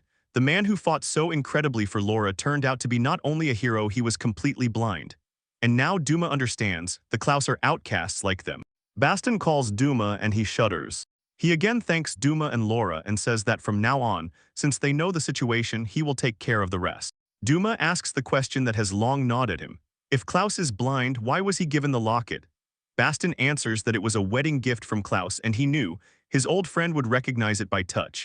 In a dark secret place, a mysterious figure in a cloak, staring into a crystal ball, watches Duma. A man reports to the cloaked figure. Apparently, Duma and Laura just look like ordinary travelers. The figure responds with a chime. Everything is the same, but they will still have to issue a warning and remain neutral. The man bows and agrees to carry out the order of the major of the royal court. The hidden figure snorts contemptuously. It turns out this is the same rotten department head whom Dumas smashed headfirst in the capital. Grazzo's report on Dumas' arrival in Roditsina was a lucky coincidence. He knows clearly Dumas is not some brat from the F-class. The rotten mage intently plunges his gaze into the crystal ball, and poisonous rage flashes in his eye. He declares that Roditsina is now his possession and this time he will take everything in Duma with his own hands. His hatred for the royal mage Duma burns with incredible force. The next day, everything returns back to the estate. Nicola is wildly rushing through the corridors and calling his master. "Master, this is a horror," she bursts out, her voice trembling with panic. She bursts into Duma's workshop. The room flashes with light and pours out smoke as if thunder tore the silence. When the smoke clears, Nicola screams in terror, and from her master only a pile of black ash remains on the floor. As soon as Nicola lets out a bloody piercing scream, the body of Duma begins to gather from the ashes and he asks what is wrong. Calmly explains, supposedly he was just in the midst of a magical experiment but something went wrong. He has already cast a regeneration spell on himself, so he is fine. Nicola breathes out so relieved that tears immediately burst from her. "You don't understand," she sobs and grabs his hand. "Something terrible happened. Come to the garden." The beautiful garden of the estate is completely overgrown with amazing fluffy mushrooms. Nicola's sobs shows all her precious vegetables have already been taken over by parasitic fungi. Names for each one, she even gave them all names. In a fit of rage, she declares war on the mushrooms, swearing to show them the fury of despair.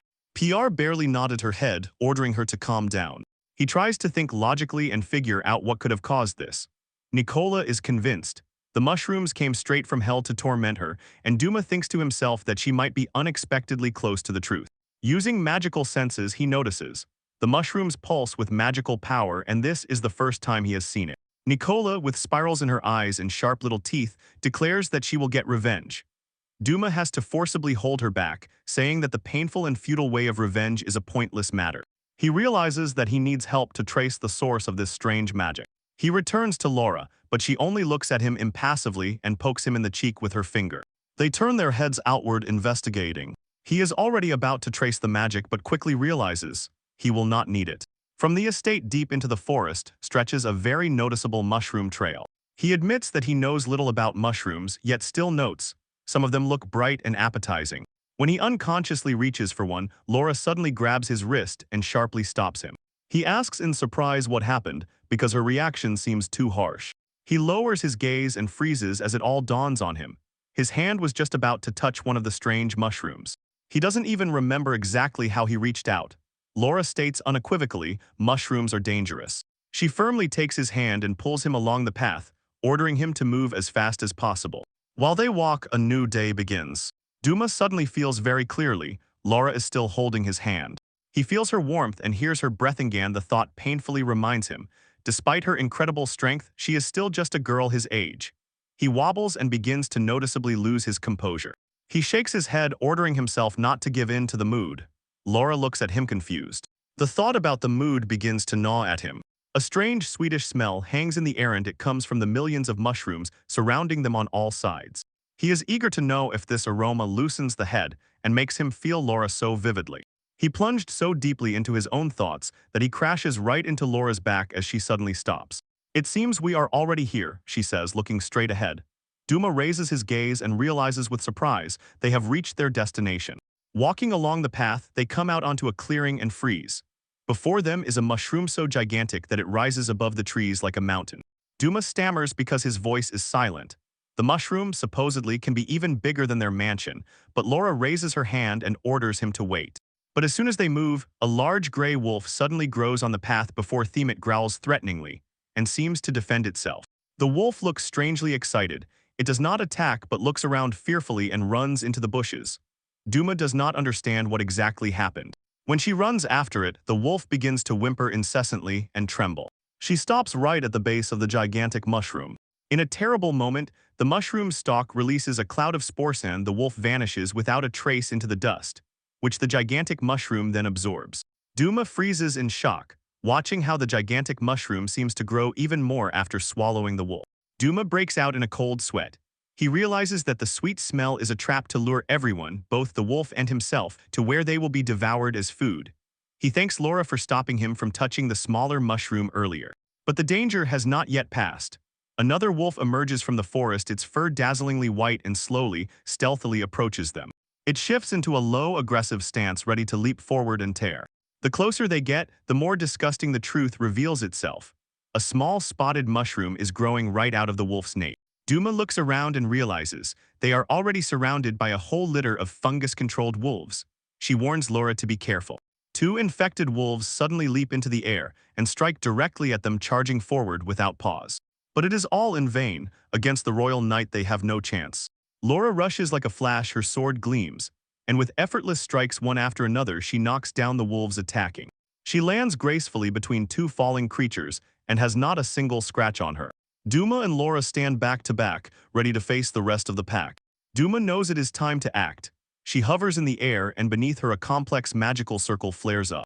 She launches a powerful magical attack, but it crashes into the ground and knocks the entire wolf pack formation off their feet. Duma understands the reason. The strange behavior of the wolves is due to the mushrooms on their heads, and all that magic comes from the giant mushroom.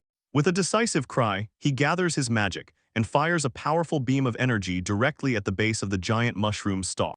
"Dorma, it works!" Laura exclaims, as the wolves around them begin to wither and fall to the ground. "Yes, Duma," Duma solemnly shouts. He declares that he hates mushrooms and that for dinner they will eat mushroom curry. But just as he manages to prepare to finish it off, the giant mushroom suddenly begins to shrink wildly fast. The mushroom wrinkles, contracts together, and becomes no bigger than a person. Here sits a tiny, incredibly cute girl with long hair and a mushroom cap hat on her head. She looks up at them with big, tearful eyes. Duma and Laura freeze for a moment. Words seem to get stuck in their throats. The eyes of the little mushroom girl instantly fill with tears as she looks at them. Duma is completely confused. They stand in the now empty clearing, cautiously and intently staring at the strange little creature. "Human," she suddenly screams, and it completely throws Duma off balance. She immediately begins begging for her life, pleading with the big and generous people to forgive the sweet little Noko. The Duma is not impressed by her flattery. He immediately takes the bull by the horns, asks if she sowed their garden. The girl Noko fiercely denies it at once. She proudly declares that she will never settle in the garden of the magnificent man, but still settles in the garden of the pitiful boggart, and insists that her flawless investigation proved no human creature has lived in the estate for hundreds of years. Duma says with a blank expression that they have been living there since yesterday. Noko frees, realizing that her flawless investigation was not as flawless as she thought. As soon as Duma points out her mistake, Noko begins to tremble with fear. She tries to explain. Supposedly, she grew that giant mycelium just to scatter spore sand to live peacefully herself. She says it was all for survival. Noko asks if that means she is forgiven, but Duma, clutching a ball of dark magic in his hand, turns the question around. Would she object if their punishment were harsher? He tells her that apologies to them are not enough. In the background, the menacing demonic Nicola looms threateningly, and Duma warns Noko. If she does not apologize to Bogger, whose garden she has defiled, Nicola will disappear forever into the dark side. Noko just flutters over the very thought of apologizing to Bogger. She proudly declares that she is a noble fairy and will never bow her head before a miserable Bogger, but Laura cuts her off halfway through the sentence. Laura places a small, ordinary-looking mushroom on the ground and asks Noko to apologize to it. Dumi is pleased that she finally understood what is happening. As soon as they settled the dispute, they decided to head back to the estate. While they walk, Noko does not stop. She grumbles that it is ridiculous. It's amazing how some person forcibly silenced her, a noble fairy. The Duma notes, Noko looks unexpectedly energetic. He asks if she feels unwell and wonders why she should be weak if she is working at full strength. Noko accidentally lets the truth slip, admits. Recently her parents kicked her out of the house. She picked up this charming manner and decided to adopt everything. Doom understands everything. "That's why you nibble on my magic while we move," he muttered. They finally return to the estate. Noko bumps forehead to forehead with an angry Nicola. He shudders with rage. Doom tells Noko that this is the dark side she herself created. "Are you the one who broke Nicola's garden?" she asks reproachfully, raising a finger. Unforgivable. She abruptly rushes forward, shouting about revenge for her precious vegetables, and Doom has to hold her back. Noko, desperate and without any apologies, insists that mushrooms are the best form of life, better than vegetables. Nicola shouts that in no universe can that be true. The two fairies exchange glances about to clash. Doom and Laura watch without any emotion, and Doom notes that this touching moment between the fairies is by no means cute. Doom's Eyes ordered Noko to apologize, and told her to say this, that is the only reason they were brought here at all. Noko is truly shocked, so I am still not forgiven, she asks. Annoyed, Nicola stares intently at her, not looking away. Noko continues to mutter under her breath, frowning and unwilling to back down. Suddenly, Nicola lets out a sharp, piercing scream, Naya, and self-control snaps like a string. Noko is frightened by the enraged Bogart and immediately changes her tone. Don't stop me, master, Nicola sobs. It's just, I will never be able to forgive. Noko declares she has a better idea than apologizing. She will politely live in their style. She continues her argument that mushrooms are better than vegetables. She boasts that by her own power she can grow crops many times tastier than any miserable boggart would dare. And new sprouts suddenly begin to grow right under her feet. She also adds, if she lives here, she can drink from the magic of Duma as much as she wants. Nicola instantly grabs Duma's hand and declares that his magic is hers. The two fairies immediately rush into battle for him. Duma's gaze is pitiful. He understands everything. They are fighting not because of him, but because of his magical power. A thought rings in his head. What if somewhere there is someone who truly wants him just for himself? And at that very moment, Laura announces that she is hungry again. Far from here in the royal capital itself, a woman with long red hair like a real maid shows an image of Duma to an information broker. The broker does not recognize him. He notes that Duma is not registered as a traveler in the city, therefore he must be in the capital. The one standing next to her, a mysterious figure in a dark hood, almost slips and nearly reveals that Duma is not a traveler. They thank the intermediary and live. When they are left alone, the hooded figure throws out, "Jackpot, time to move."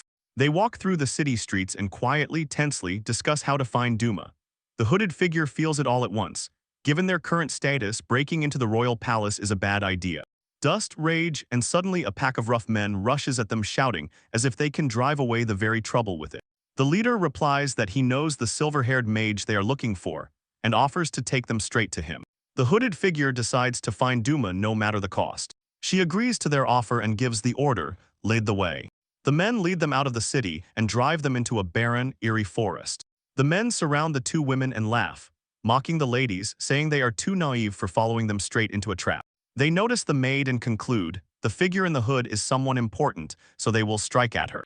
And the maid Natalia steps forward, becoming a shield for her lady. "Step back," she says coldly. "I will not allow you to touch my lady." The men only laugh at her courage and grab her by the hand. "What a hassle," says Natalia, and she looks as if she doesn't care. She squeezes the man's wrists, and he sharply cries out in pain. With one smooth movement, she throws him over her shoulder, flips him over herself, and bites into the ground. The other men freeze in amazement, as strange thorny vines suddenly sprout from the ground around them. Natalia extends from her sleeve two pointed, stick-like, baton-shaped rays. She calmly introduces herself, Natalia. She is a handmaiden and guardian of the lady, fully trained to act in emergency situations like now. The men, furious that they were outsmarted, rush at her in attack. Natalia meets the assault with a flurry of blows and easily deals with the opponent. She stands over the unconscious bodies. Victoria lies among them. Natalia turns to the last opponent, the man who held her lady hostage. "Enough, look here." The man still holds the sword pointed at the bound figures until they completely disappear from sight. He looms threateningly over Natalia and orders her to behave as she should if she doesn't want her princess to get what she deserves. Natalia only looks at him with pity. "You are so unhappy," she says quietly. The closed figure finally speaks for the first time. "If you had continued to bargain only with me, your wounds would have been much lighter," she whispers low and threatening. A strong whirlwind of magic bursts from her, and the man is thrown into flight. The wind tears the dark cloak from her shoulders, revealing a beautiful, attractive woman with long silver hair. Her wide, pointed witch's hat slips down and falls from her head. She catches the hat perfectly without unnecessary movement. "Men really are stupid, aren't they?" she asks, smiling confidently.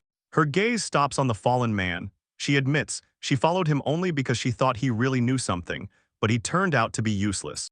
"Who the hell are you?" the man screams in horror. The woman draws a magic circle and thrusts a burst of energy into it. It is the end for him. He freezes in place, paralyzed by her magic. She smiles, a dangerous gleam flashing in her eyes, and says that she could no longer endure and finally unleashed the accumulated anger after a long journey and that he chose the wrong victim. The man's eyes widen sharply, now there is only absolute horror in them. A scream rolls through the forest so that the blood in the veins chills. Within minutes, the woman interrogates the frightened man and he finally confesses. Everything he said is true. A few days ago, he saw the gray-haired mage leaving the city with a group of travelers heading north. The woman immediately puts the puzzle together. That's why they couldn't find Duma in the capital. She knows for sure if north, then there were only two directions he could have gone, Grudon or Rhodocina. The decision comes instantly. She will follow him and declares that first she needs to sew a new robe. Natalia tells her not to hide her face and advises her to be more careful about her high position. The woman smiles and at that moment reveals her true identity, Princess Alexandra. With a look full of determination, Princess Alexandra cuts off.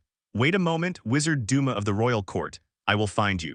We return to the past and find ourselves in a luxurious imperial palace under a cloud-covered sky.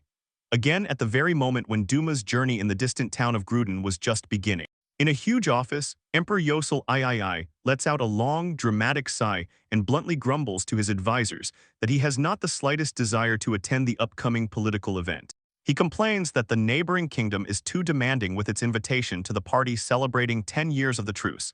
But his stern servant immediately raises a doubt. The ruler's unmotivated behavior makes no sense. The keeper enters the conversation elegantly young, silver-haired, with the smile of someone who understands everything. She says, diplomacy is important, but the true intentions of the kingdom, why it was invited, are painfully obvious. Her backpack instantly catches the hint and without wasting time asks if this is about a political marriage. The princess nods, yes, exactly that, as if throwing a rabbit into a den of wolves.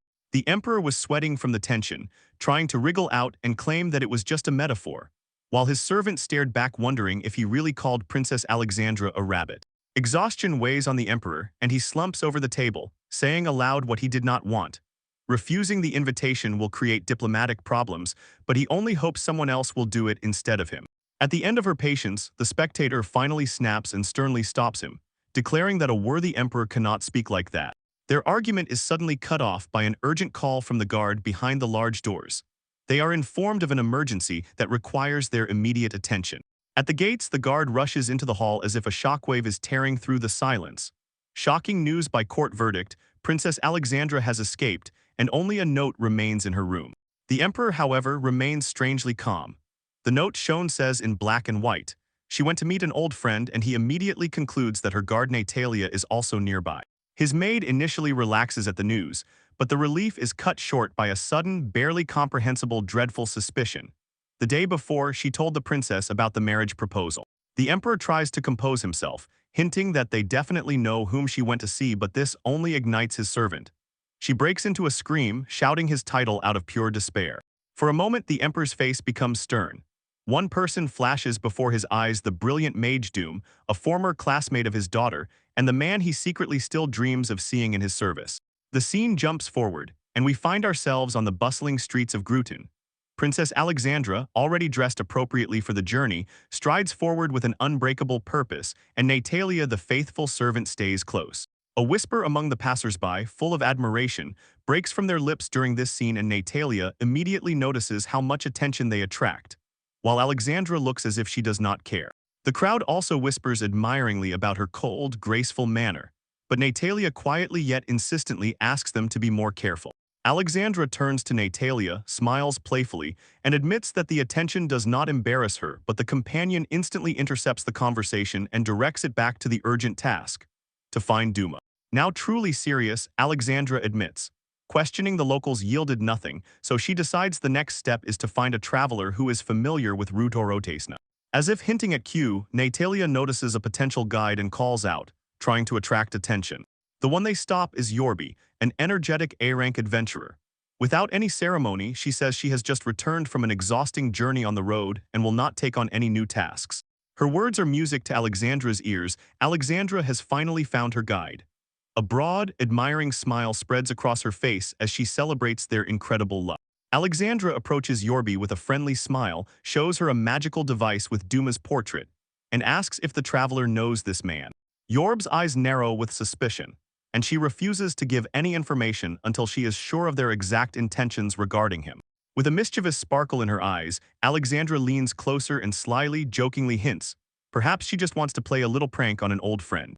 Bei's gaze instantly sharpens to a fiery glow as she declares that Duma was her companion and that her loyalty to a friend is not for sale. She boldly throws a pouch of coins to the ground and challenges, try to take information from her by force if you dare.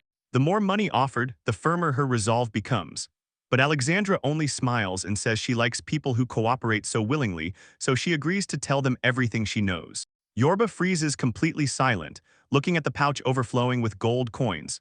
She explains that she was personally hired by the guildmaster to escort the exiled court mage to Rhodocina. Title Royal Court Mage, scoffs Alexandra, but Yorba continues. He walks side by side with the incredibly powerful royal knight named Lara. The news hits Alexandra like a physical knockout. A dark, terrible aura bursts from her as she approaches Duma is traveling with another woman. Natalia says without unnecessary emotion to the frightened Yorba, her lady has just stepped on a personal mine. Alexandra instantly loses her composure.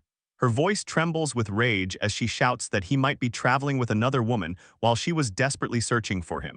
Her fury explodes in a huge dome of magical energy. The stones of the pavement crack around as if they cannot withstand the pressure. But her power suddenly seems to vanish under the oppression. She looks around and realizes she has been pushed inside a powerful magical barrier. She raises her gaze and sees before her a calm woman with long, flowing hair. This is Renaya, the leader of the Gruden Guild. She informs the princess that while adventurers are allowed entry, she cannot permit such a commotion. Yorba gasp swallows words in shock and utters the name of the guild master, not believing her own ears. The anger only intensifies. Alexandra gives Renesia a defiant smile and declares that the guildmaster will be the perfect opponent, so she can finally vent her irritation.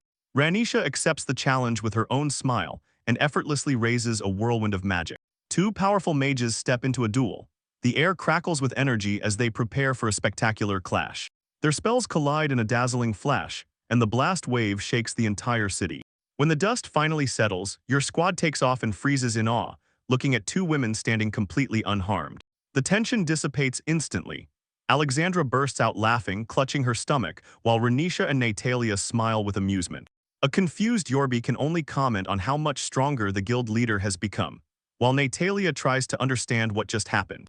Still bewildered, your question is the most obvious. Are they acquainted? Both Renesia and Alexandra confirm this with a nod saying yes. They were classmates back at Magic Academy. They begin to reminisce, and Renesia teases Sasha about her competitive nature, saying that Duma took first place in their class, she was second, and the princess was third. Natalia wisely suggests continuing this conversation somewhere more private, and the completely stunned Yorba can only agree. Natalia politely interrupts her lady again. Pointing to her own and the others' clothes covered in dust after the duel, she suggests maybe they should clean up. The scene switches to a calm hot spring, where Alexandra and Renesia are giggling, recalling how they got carried away after their reunion. Alexandra asks Renesia about hiring Yorba to guard Dama-sensei, and Renesia snorts. Duma was just as surprised when he found out she was guild leader, but when Alindra responds to the inquiry about the woman traveling with him, her mood darkens. Who is Lara? Renaya explains. Lara is her younger sister, who was also demoted to Rhodocina, so she asked Duma to look after her, to Alexandra's great relief. Touched, Renesia asks why the imperial princess went to such incredible lengths just to find Duma. A gentle smile flashes again on Alexandra's face as she prepares to tell them the whole story, the one that began 6 years ago. For a moment, she is transported back to her youthful, confident academic days and honestly admits her pride was shattered by an acquaintance with a 12-year-old genius named Duma. Her memory replays the moment when Duma effortlessly defeated her in a duel. Then, like a teacher's tone, advised her to stop causing so much trouble for everyone. And instead of mockery, she was met with his radiant smile, and declaring that from that day she would become his servant, he made her young heart beat wildly. Returning to the present, Alexandra blushes and explains how she became Duma's student, while Yorba and Natalia comically point out the huge difference between a servant and a student. Renesia asks how all this is connected to her escape from a political marriage, so the friend still hasn't guessed, and that truly surprises her. Alexandra passionately unfolds her grand romantic plan, a story about how step by step they win his trust and respect, moving from servant to apprentice. Her fantasy reaches a climax in a love story for the ages, one where they transcend their roles and become together forever. a fate she believes is already written in the book. While she dreams of flying to his side, the scene abruptly shifts to Duma and Laura. They stand facing a sudden and terrifying threat in the forest. The monster, a white tiger, bigger than anything they had ever seen, lets out a thunderous roar, and it rolls through the trees, echoing in the forest. Duma and Laura can only freeze in shock, staring at the giant creature, a beast that seems to have just stepped out of a legend. The story rewinds a few hours back. Duma leaves the manor for a walk and promises his maid, Nicola, that he will register their new residence with the guild. He asks the mushroom fairy Noko if she wants to join, but she coldly refuses, saying she is busy with Fifi playing, and Nicola immediately corrects her. Annoyed, Noko demands more juice, and Nicholas sharply pulls back and sends her, the freeloader, to get it herself. Duma breaks out with a tired sigh, begging his quarrelsome roommates to at least try to understand each other while he is away. We switch to the Guild of Rotoken Adventurers. Their guildmaster Baston stands in the midst of a tense quarrel. A bold young man insists on his point. Baston has a duty to protect the village. At that very moment, Duma and Laura enter through the door. The youth dismisses the newcomers with a single glance, deciding they are weak and not worth his time. He introduced himself as the son of the elder from the village of Thomas, and spoke to Duma as if he held his own mantle in a heated, condescending tone, so that he would feel he was simply honored. Duma and Laura politely responded, and his attitude did not unsettle them at all, while Thomas explained. A dangerous hellhound had appeared in the forest. He insisted that the village was under mortal danger, and that the guild without an S-rank adventurer was useless.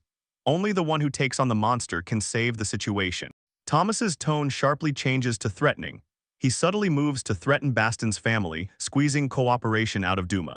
Before the situation can escalate into an explosion, Duma calmly steps forward and asks if all it takes is for someone to defeat a hellhound. Thomas and Scoffs were confident someone like Duma could definitely succeed. And then Grotesso Meat appears and offers to accompany them on the mission, a move with an obvious hidden motive. Grazzo introduces himself, and Duma tries to mispronounce his name, indifferent, deliberate, and this only irritates more. The smartest thing is to quietly thank Duma for the intervention, and to assure Duma's friend that he will gladly help. Laura's eyes flash with excitement at the thought of a good fight, and the incredible trio sets off into the depths of the great forest. Grotto walks ahead with a confident chuckle, and Duma and Laura follow. They feel this is more than just monster hunting. Duma notices a strange mace-style club from Grotto's armory and thinks, for a swordsman, such a weapon is very unusual. Duma again calls Grazzo by the wrong name, and the traveler angrily corrects him on the spot. Doom sometimes asks if Grazzo has ever heard of someone named Bills May, but Grazzo just snorts disdainfully. Such an important person would never bother to associate with him. Duma immediately changes the subject and asks if Grotto has a personal grudge against this person. Guildmaster Grotto admits he sees Bastion as an obstacle to his plans to make the city a better refuge for exiles like himself. Duma tenses his shoulders. A long conversation lies ahead until Grotto begins to recount his very complicated past. He leads them into memories of reckless youth, a life of gambling and crime, which eventually cost him an eye. In his story, Rotacina appears as a dead-end town where hopeless adventurers wander day and night, all trying simply to survive. And then two mysterious figures appeared, supposedly a royal court mage and a royal knight, and they brought them new hope. Duma understands without hesitation these are definitely Klaus's evil apprentices. Grazzo explains that they were promised paradise. Burning passion fuels the events, and Grotto reveals his plan to destroy the Adventurers Guild and take control of the village himself. Duma looks again at the strange staff and asks if it is a gift from the mage of this royal court troop. Then he reveals the dark secret of the staff, a cursed instrument that converts the user's life force into magical energy. If you keep using this thing, Duma warns sternly, you will die. Grotto's face twists with rage. He is madly offended. Don't pretend, he shouts, insisting that the staff is a precious gift embodying a miracle he witnessed with his own eyes. He ignores the warning and waves his staff, declaring that his order is to get rid of both. You are dying here, Duma. He growls and lunges forward, aiming for a deadly strike. Duma remains calm and simply says that he tried to warn him, and Grazzo shouts in response. He didn't ask for any warnings. Shut up, growls Grotto and releases a shot of dark energy. Take care of your own life. At that moment, a monster bursts out of the darkness, a hellhound with glowing white eyes. Duma instantly understands the trap. The appearance of the hellhounds was perfectly staged to create a deadly, distracting threat. A memory flashes of his exhausting training. He fought hundreds of hellhounds at once. This one beast is nothing to him. But something doesn't add up. he sees that this hellhound is not alive, more like a puppet than a real creature. Before it can lunge, Laura moves like a flash of light, intercepts the beast and throws it into flight while Grazzo remains stunned with disbelief. Duma grabs the creature's body and shows the magical threads controlling it. He says, the wonder that Grazzo saw was just forbidden necromancy. He effortlessly dodges the puppet's attacks and remarks that both the stick and the spell are amateur work. Suddenly, a deep rumble shakes the entire forest. A new giant power awakens nearby. Duma sharply turns his gaze to Grotto, his face becoming stern. He feels that this new threat is on a completely different level. The earth tears from its place wildly and loudly as a colossal figure rises from the depths, and stones and trees fly into the air. Duma recalls how he once read about a local legend, the guardian of the forest, until a fierce face of a white tiger emerges from the dust. The legendary creature reveals itself in full. The tiger is so huge that it shadows the entire forest, and its eyes glow with ancient power. Laura and Duma involuntarily look up in awe. Before them, the legendary white tiger, the sacred creature of the forest. In horror, Grot asks why he is here, and Duma grimly explains. His forbidden necromancy has desecrated the tiger's sacred territory and awakened its rage. Duma shouts, "Run!" But it is already too late. Dark flashes of spiritual energy burst from beneath the earth and seal the grotto. Stunned by fear, Grotto is unable to move while Duma quickly casts a protective spell. The tiger tears into the air with a powerful explosion, but Duma's barrier holds. The creature, screaming, is thrown back into flight. Duma, without faltering, coldly declares, Grotto will survive, but his injuries are a deserved punishment for disrespecting the forest.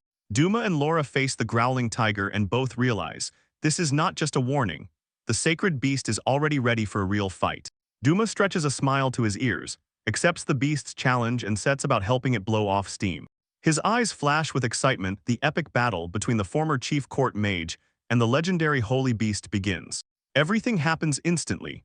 Laura jumps high into the air and gracefully lands on the back of a colossal tiger.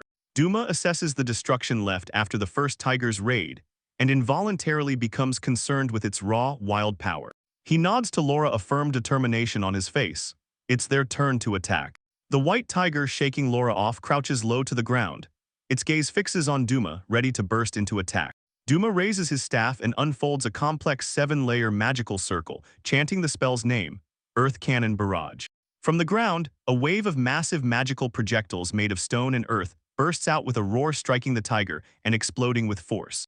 While the barrage continues, Laura rises into the air and swiftly flies forward, hiding her own strike in the chaos. She lands a powerful spinning kick directly into the tiger's jaw. The impact sends shockwaves rolling through the air.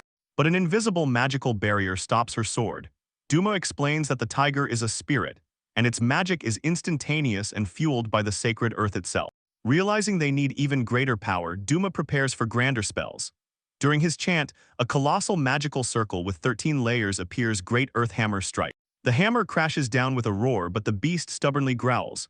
It tears through the massive spell with its own strength. The tiger rises on its hind legs, freezing before the strike, about to bring down its huge paw and crush them completely. The mind understands, simple protective magic will not save. It is necessary not only to stop but to do more. He casts a powerful binding spell, and the incredible weight of the tiger claw crashes down so hard that it breaks the ground beneath him. Laura Duma shouts calls for help. She picks up the call, joins him, and together they combine their strength. A gigantic burst of energy pushes the huge paw of the tiger's back. Their power works together so the Duma instantly devises a new strategy. All strength is in one single point. Understanding the plan, Laura jumps on magical platforms like stairs, soaring higher and higher, increasing speed and incredible power. She dives down like a comet, aiming her sword at a single point on the tiger's magical barrier. She strikes with all her might and breaks a small crack in it. There is a crack in his fence. The rest is on me. Duma shouts, and he seizes his chance. He raises the most powerful and complex spell of all. A 29-layer intricate magic circle, a level of magic he has hardly ever heard of. And the final word of the spell is an unexpectedly simple name for such a cunning technique. Child. From the rod bursts a cluster of snow-white pure energy. A beam breaks through the crack in the tiger barrier and hits the holy beast right on target.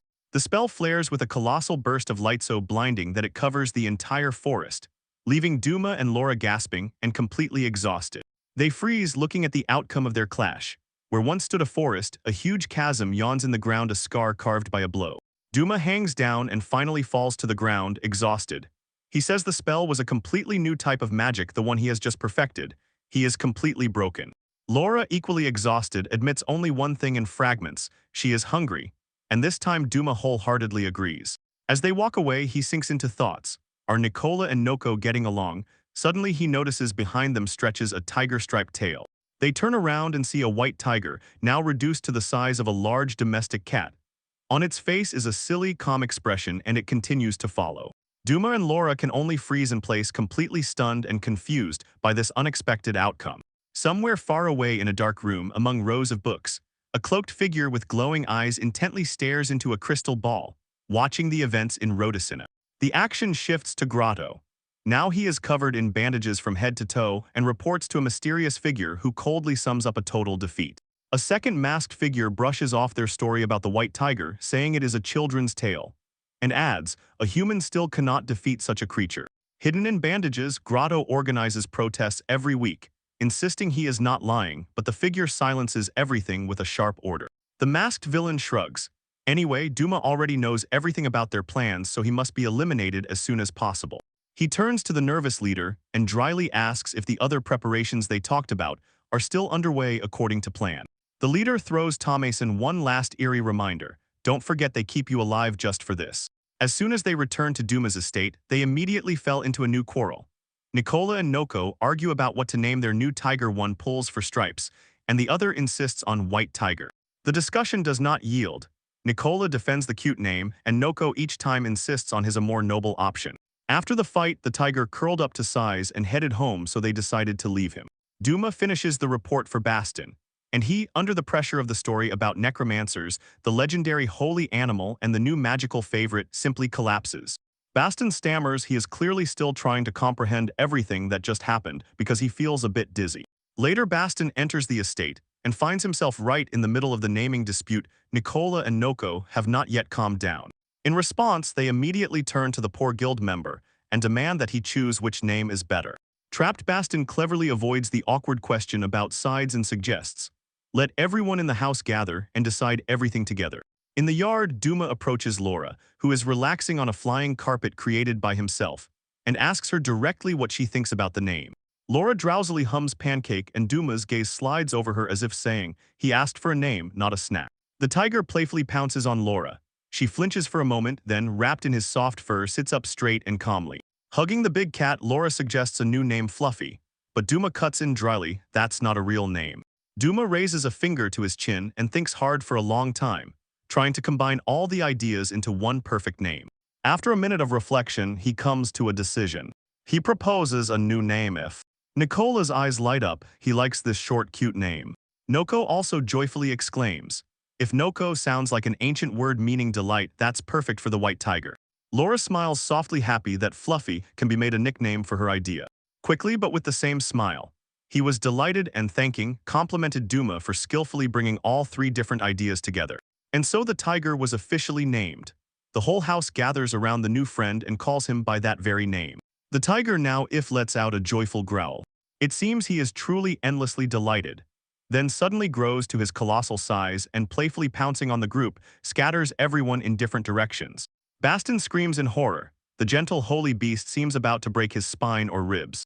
2 weeks pass peacefully, but Duma pushes an inexorable warning. An even more explosive guest is about to knock on the threshold. On the hill above the village, Princess Alexandra and Natalia finally appear. Alexandra solemnly proclaims, now she finally sees Rhodocina. She looks at the city with determination, swearing that from now on she will definitely see her beloved Professor Duma. Natalia throws a warning to the princess. 6 years have already passed, but Alexandra waves it off, completely confident in the man she remembers. She closes her eyes and plunges into a warm, somewhat vague memory of that last moment when they parted. In her romanticized memory, Duma points to her and promises, I will definitely come for you one day. Alexandra happily skips steps toward the village, while Natalia, lost in thought, confidently believes her lady is completely and utterly blinded by love. Natalia's face hardens. She silent-lighted makes a vow to herself. If Lord Duma proves unworthy of her lady's feelings, she will destroy him. Just stepping onto Rhodocina, Alexandra looks back with a smile, and this so-called backwater frontier town seems remarkably charming to her. Her pleasant mood fades as soon as she notices a couple of rough thugs aimlessly wandering among the passers-by on the street. The bandits immediately notice the two beautiful newcomers and without further words approach, implying they will show them everything that is interesting here. One of them brazenly grabs a Laringers by the shoulder, but at that very moment, he is thrown back by a powerful magical barrier. Alexandra coolly throws her hand away. "Don't you dare touch me with those dirty hands," she says, and her voice grows cold as ice. "I have a date with Professor Duma." Enraged by her refusal, the thugs growl and shout to their accomplices to grab her, but a calm voice sharply orders them to stop. A solitary figure makes their way through a whirl of energy, sighing heavily. They simply cannot reach the village and once again run into trouble. The guys tremble in fear at the appearance of the aliens. Their power presses so hard that he, stammering, finally utters the name Sir. This is Klaus from Battle Arts, the legendary war hero and hated enemy, who turned the tide of the war 10 years ago. Klaus senses Allegra's presence but still brushes it off, saying it's just a little girl. In a blurred motion, Klaus draws his sword and slashes straight at Alanda's neck, causing Natalia to cry out in fear. The blade hangs on a strand of her skin and she doesn't flinch an inch. Klaus realizes in shock, this is definitely not just a little girl. Klaus doesn't have time to recover. Natalia is already rushing into battle. Her own daggers are ready, she holds them tightly to protect the princess. "Show respect, Natalia," she still keeps her weapon at the ready. "You stand before Her Highness, Princess Alexandra of the Imperium." Klaus laughs now. He finally understands where her incredible confidence comes from.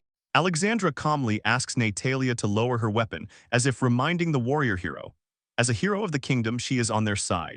She holds herself with unbreakable confidence and says that even her father, the emperor, admitted Klaus surpassed him in skill. She looks him straight in the eyes and asks with a gentle smile, "A man of such character would never draw a sword for a false cause, right?" Klaus lets out a short laugh. She thinks it slipped out of his mouth, and notes that lately he has been encountering truly crazy girls more and more often. He apologizes to the princess and explains that he had to test her to find out if she was an enemy. Drez's eyes flash with understanding and delight. She exclaims what that means. He probably knows her teacher. When her suspicions were confirmed, Alendra's behavior instantly changed. The focus that had kept her silent disappeared. She tightly clasps Klaus's hands with gratitude and chokes on her words that he is the second most wonderful man she has ever met, right after her teacher. Klaus later tells his friend Baston about that meeting, explaining that he apologized to the princess. Then he realizes his mistake. Just as he fully understands it, he completely forgot to tell the princess about Duma's roommate, Laura. Full of energy and confident in the direction, Alexandra grabs Natalia by the hand and rushes forward at full speed, shouting that she will finally see him.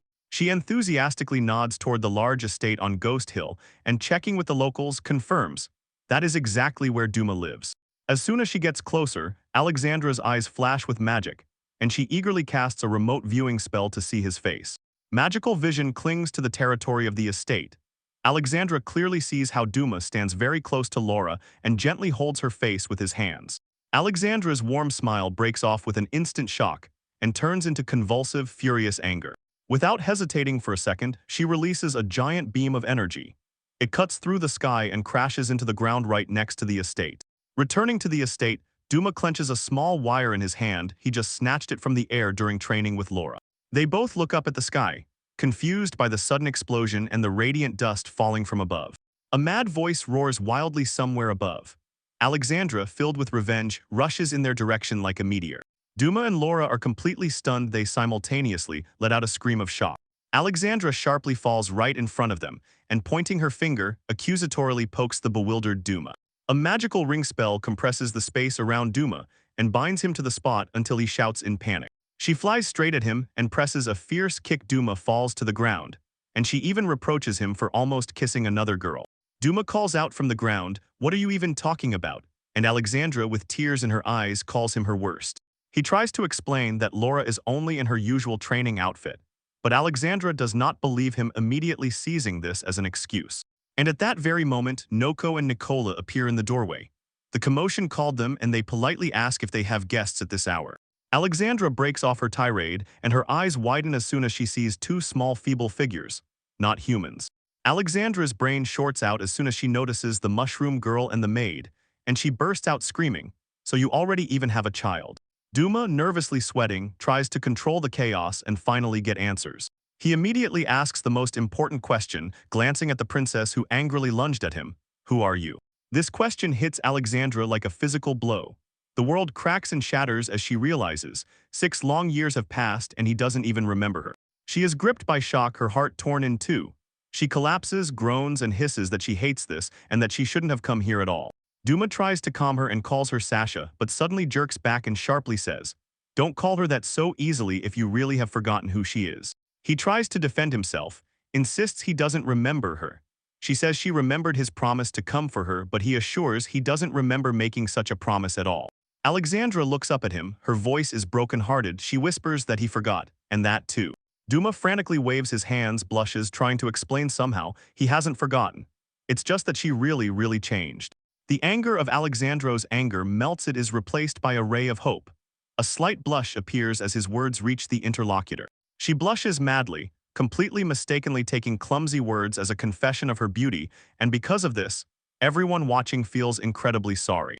Finally, Nicola breaks the silence and asks Duma who this lady is, forcing him to start. Presentation. He introduces Princess Sasha Alexandra, his longtime classmate, and she proudly adds that she is his student, after which she introduces her companion Natalia. Nicola, Noko, and if there was a white tiger there, it introduced itself to the newcomers.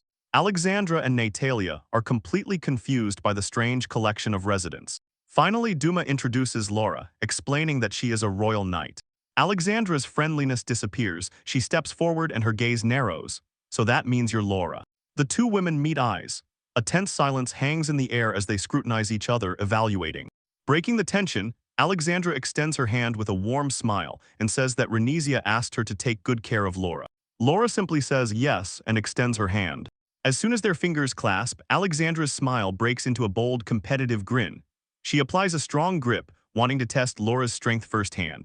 But her confidence breaks instantly. Her own hand is crushed by Laura's strength. Huge, and at the same time so light as if without any effort. Feeling the premonition of agony, Alexandra falls to her knees and implores Laura to let her go. Laura apologizes and explains that it was just a reflex. Later, inside the estate, Alexandra bandages and treats her crushed hand while Nicola gives medicine and Natalia reminds her lady. She brought this upon herself. Vraslova Alexandra admits that she was really foolish to get into an argument with Laura. To move the conversation along, Laura asks Nicola to bring her a bath. Nicola turns to Alexandra and tactfully asks, "Does Lady Sasha also want a bath?" Alexandra does not even manage to open her mouth when Duma gets up to leave. But Nicola quickly intercepts him and insists that he stay and just rest. Nicola says that he has run out of materials and needs to go get new ones, but promises to return by sunset. The thought walks alone along a quiet path through the forest and finally returns to the village. It smells like bushes, and one of those thugs who was there before peeks out from there and watches how he walks, noting how convenient it is that now he is alone. The gang leader Garza confirms to his men, the woman who beat them is still on the spot, despite their warnings about Klaus. In the shadow, Garza defiantly snorts in response to the warning. Who even cares about Klaus? He fires back. Thanks to the power I received from that person, he is no longer a match for me. Turning back to the estate, 4 women Alexandra, Lara, Natalia, and Nicola all relax together in a spacious bath. Nicola feels this measured calm and immediately with it embarrassment. She regrets the frivolous invitation, while the atmosphere thickens with tension under Alara's watchful, candid gaze. Alexandra finally breaks the silence and directly asks Laura what kind of relationship she has with Duma. Noticing her embarrassment, Alexandra passionately tells. She has loved Duma for 6 years and once ran away from home to be with him. Her voice trembles with excitement as she renounces. She can never accept Duma living with another girl, and Nicola immediately panics over the love triangle. Laura, always so innocent, finally seems to understand everything. She smiles and asks, "So, Sasha, do you like Duma?" Alexandra confidently cuts in. Even if Laura and Duma are in a relationship, she does not intend to give up.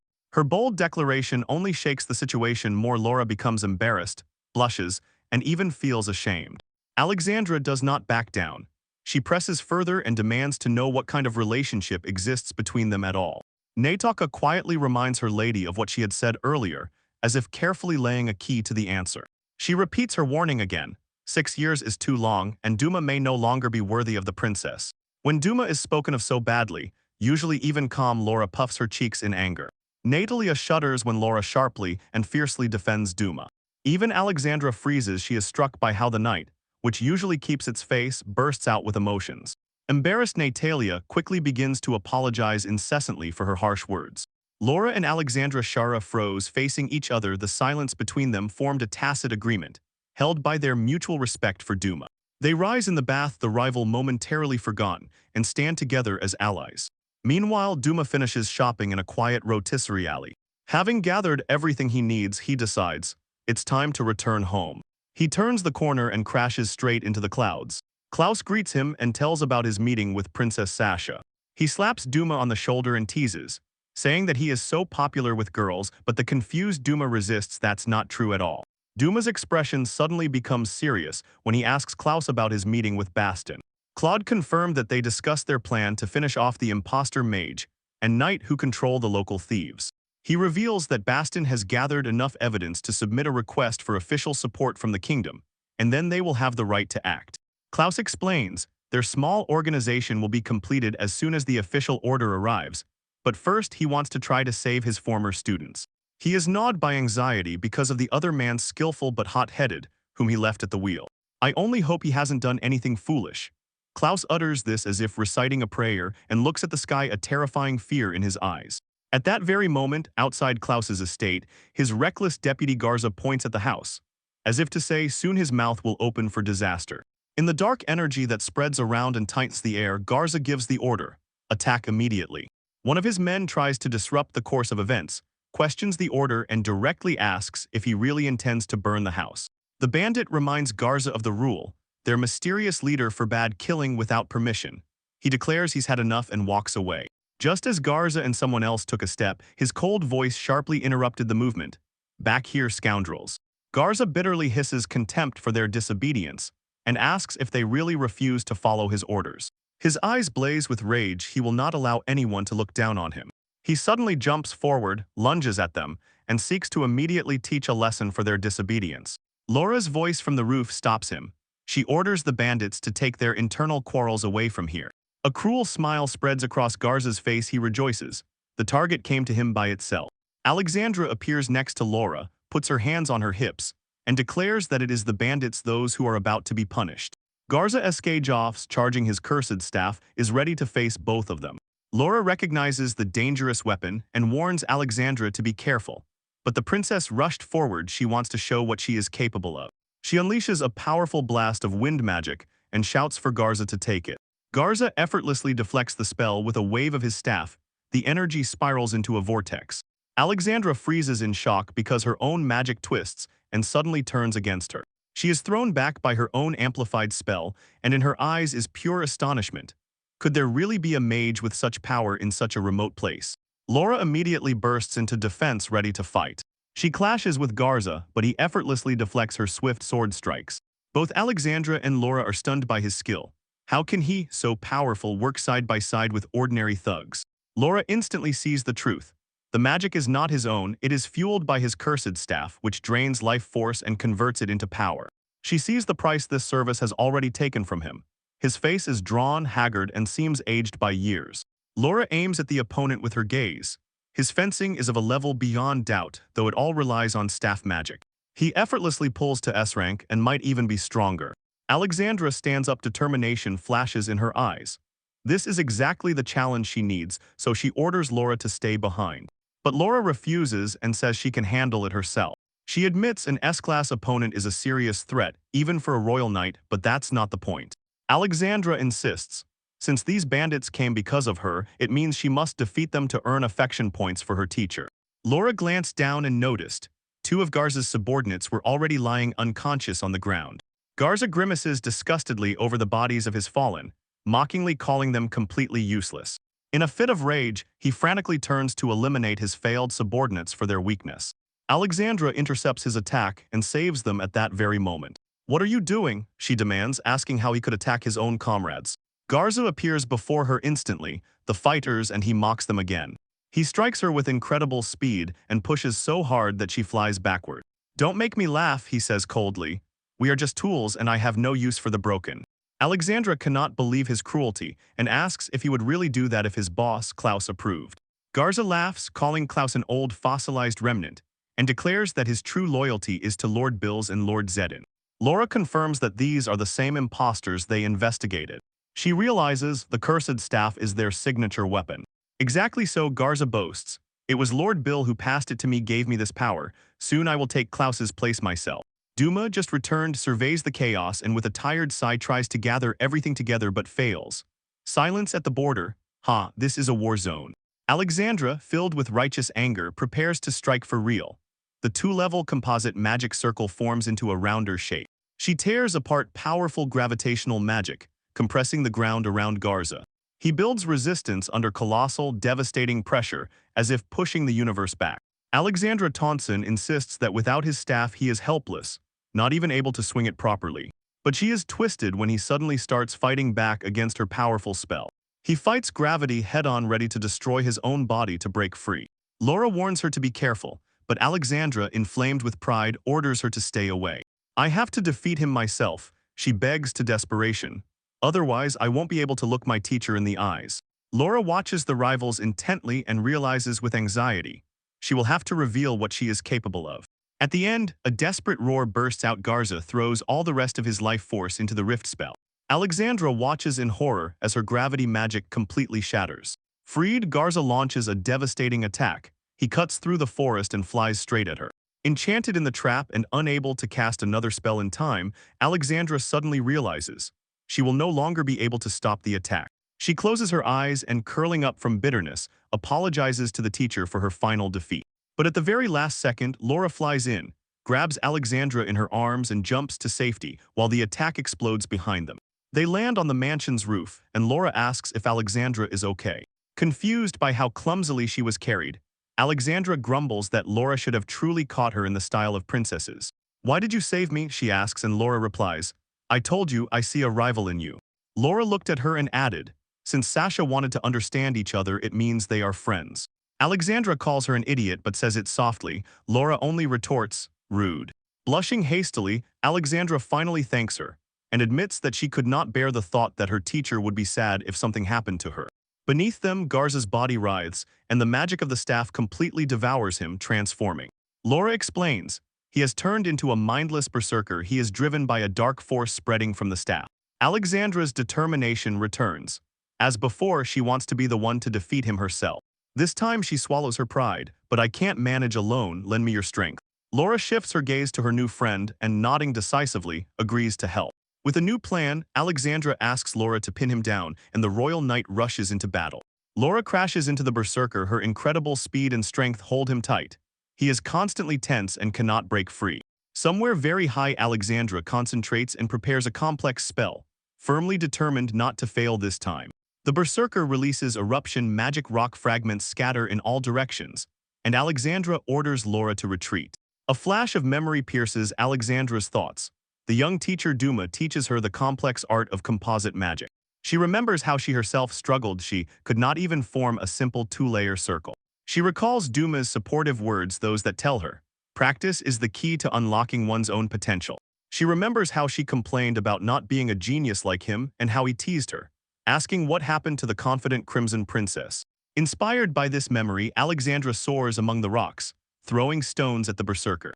"Watch, teacher," she thinks, and successfully builds a stable three-layer composite magic circle, something she previously considered impossible. The berserker sees her plan. She intends to turn his own attack against him. "What if I let you in?" he growls, and lunging forward tries to stop her. Laura stands across, blocking his way and not letting him take a single step further. Alexandra screams, and weaving her explosive magic with gravity magic, accelerates the flying rocks to incredible power. A berserker can only scream madly with rage, while heavy, enormous boulders fall from the sky and crush him with their incredible weight. Laura says that he is flat as a pancake, and Alexandra replies that she adjusted the blow just enough so that he was not truly crushed. From battle 1, Alexandra decides that it is time to hand the criminals over to the local guild. She returns to Laura and extends her hand again for a handshake. Embarrassed, Laura reminds her that they have already shaken hands, but Alexandra insists. Doing it again is fine, this time with no tricks. She needs a real handshake, a sign of their newly gained respect. "Nice to meet you, Sasha," says Laura with a barely noticeable smile as they shake hands. "Laura," replies Alexandra. But their rivalry is far from over. Alexandra declares that when it comes to her teacher, she definitely will not lose. Klaus appears and loudly shouts apologies for all the troubles his people have caused. He bows low to Duma and takes full responsibility, but Duma looks only tired, telling Klaus that it does not bother him at all. Returning to the manor, Laura explains to the trembling, impressed Alexandra. Her reckless actions could have broken the truce and ignited a war. Guilty, Duma rushes to apologize to the princess for not recognizing her and asks where she is. He finds her in the room and eagerly takes glamorous shots Laura poses in a new outfit. Alexandra is completely touched. She clings to Laura, shows her photos, and repeats again that she is adorable, while Duma and Natalia watch how two former rivals quickly become friends. Duma still wants to apologize properly, so he asks Laura to call Alexandra for him. He tries to explain to Alexander that Klaus is not entirely to blame here, but he is interrupted by a sharp whining scream from another room. Pushing that thought away for a while, he opens the door to her room and checks how she is. He catches a very compromising scene. Laura is pressing Alexandra, who is blushing against the bed. "Don't be so rough, Alexandra," she protests weakly. "There is no chance that I will overpower you." They both freeze as soon as they see Duma and Natalia staring at them, completely stunned by what they see. Embarrassed, Duma slowly retreats from the room, mumbling that love comes in many forms. "Don't think nonsense, Alexandra," she shouts after him, "and knock next time." Laura explains with a stone face. Since Sasha made a toy out of her, now she will make a toy out of Sasha. From the corridor, Duma shouts at them to be quiet and cover everything up, adding that he doesn't care after all, it's just them. Alexandra freezes in shock. Laura puts her finger to her lips, thoughtfully weighing each word, and asks Alexandra how far she has already gone with Duma. Suddenly, Laura's older sister Renizia appears. Her mask of fury distorts. She demands to know what Duma did to her innocent little sister. Alexandra grabs Duma from behind, shakes him, and forces him to answer what he meant by his previous words. She does not stop her tirade. She asks if he is even a man if he does not even twitch when he sees such a sweet girl Laura in lingerie. Duma can only utter a suppressed completely confused by these accusations, while Laura blinks innocently and looks straight at him. Alexandra shifts her gaze to them, and with every second her irritation grows, because their sudden embarrassed closeness becomes even more unbearable. Deciding she has had enough, Alexandra dramatically tears off her robe and shows black lace lingerie. "It's unfair if only Laura has it," she declares. "Look at me too." She freezes in a pose, nervously waiting for his reaction and urges, "Say something already." Duma looks at her intently with a serious, analytical gaze, and from this, Alexandra feels fear and nerves wash over her in a wave. "Sasha," he begins, and drawing out the words with sincere interest, asks, "Have you gained weight?" Alexandra is about to explode with fright, but Duma suddenly realizes and hastens to justify himself. He says she was once too thin, and he was afraid that Renizia, suddenly dying, will harshly scold him for this, completely enraged. Later, defeated Alexandra sits with her arms crossed and grumbles that Duma has always been just as helpless, while Duma is held tied in the dark background. She complains that she is trying to help Laura expand her wardrobe, but Duma and Laura both chime in. They have several outfits of the same kind. Alexandra ignores them and excitedly shows Duma all the photos where Laura admits she got carried away. She claps her hands and announces that Laura's fashion show is back in action to Natalia's horror. Laura stands firmly and motionless, trying on a lush formal dress that looks as if it is too big for her. Alexandra Gush is already tired of how cute she looks, so she presses the phone into Duma's face and asks what he thinks about it. Duma gives a frank review. Heavy ornate clothes do not suit Laura's practical nature, and it turns out she is just being used as a doll for dress-up. The princess snorts discontentedly and glares at him angrily, as if his criticism is a personal insult. Laura has to try on a whole bunch of other dresses from Alex's wardrobe, but each fits awkwardly and seems not her, simply put, not for Laura. After a long, exhausting session, tired Duma sighs and asks directly what exactly Laura should wear to finally satisfy her. Finally, Laura appears again, and this time she is wearing her own comfortable, usual adventure clothes. Both Duma and Alexandra simultaneously look up. Surprised by her choice, they do not hide their reaction. Laura makes a small, confident sway, and it is immediately clear she is much more comfortable. She shines in her own outfit. Duma smiles sincere warmth in her eyes and tells Laura that her usual clothes suit her best. Alexandra watches this tender moment, while behind her a thundercloud of jealousy approaches. She theatrically flops onto the bed and sighs heavily, as if wanting to return to the Empire, and this deeply unsettles her friend. But mood swings overwhelm her again and she leaves everything to demand, let the teacher teach her some new magic. Tired Duma has no choice but to agree. While they study the spellbook together, Duma suddenly feels something strange, as if something too important is slipping from his memory. The story abruptly takes us beyond the village, to the chief's courtyard. Klaus Sten's guard fusses, cannot find peace, and increasingly fears that his failure has reignited the war. They show a quiet street in Rotsuna, The outward calm only masks the tension that slowly builds. The villagers have gathered in a group, whispering among themselves and watchfully observing the strange newcomers. They watch as armed officials from Gruten, commanded by the majestic figure of the false royal knight Zedin, march toward the village elder's manor. In the Baston Adventurers Guild, it closes for the day, telling the staff that everyone can start leaving their shifts. One of his subordinates asks Baston to have a drink, but he politely refuses, saying his wife is waiting. A colleague teases him for being such a devoted man, as Baston waves in waves and disappears, while he heads home. Alone at his desk, Baston is tormented by thoughts about the meeting of the village leader with the newly arrived delegation from the kingdom. He approaches the window and looks at the city he loves, reflecting on its peaceful nature. He rekindles in his heart the dream of returning to the times when the people of Rhoda Sina lived close to nature and supported each other. For now, the fake royal court, Mage Bill That's Me decides to start investigating what is happening in the chief's estate. He senses the approach of someone's footsteps, sharply turns around and freezes. Baston is standing right behind him and the surprise disrupts his thoughts. Suddenly the guild doors open, and Duma appears in the passage, his face hidden in shadow. He greets Baston. His voice is even, but his eyes are cold and threatening as he asks if he is going home. Baston, shocked to see this, explains. The village is on edge because of the arrival of the envoys, and that is why he decided that Duma might know something. Duma says he is already heading to the lord's estate of the leader and asks Baston to join. He adds that this envoy is a consequence of how they reported about the impostor. As they walk through the dark streets, Duma reveals the plan. If all goes well, the bandits and their leaders will be wiped out once and for all. Baston looks around with a warm smile and says how much he likes this village. He confesses, he was once an S-rank adventurer and then at some point decided to retire, giving the local guild the role of guildmaster because he fell in love with the silence and peaceful atmosphere of this city long ago. The man whom he stubbornly calls Duma meets him with a cold, emotionless gaze and whispers a chilling tale. Even the greatest heroes weaken over time. At that very moment, Baston is knocked off his feet by a sharp flash of light, and a magical attack hits him from behind.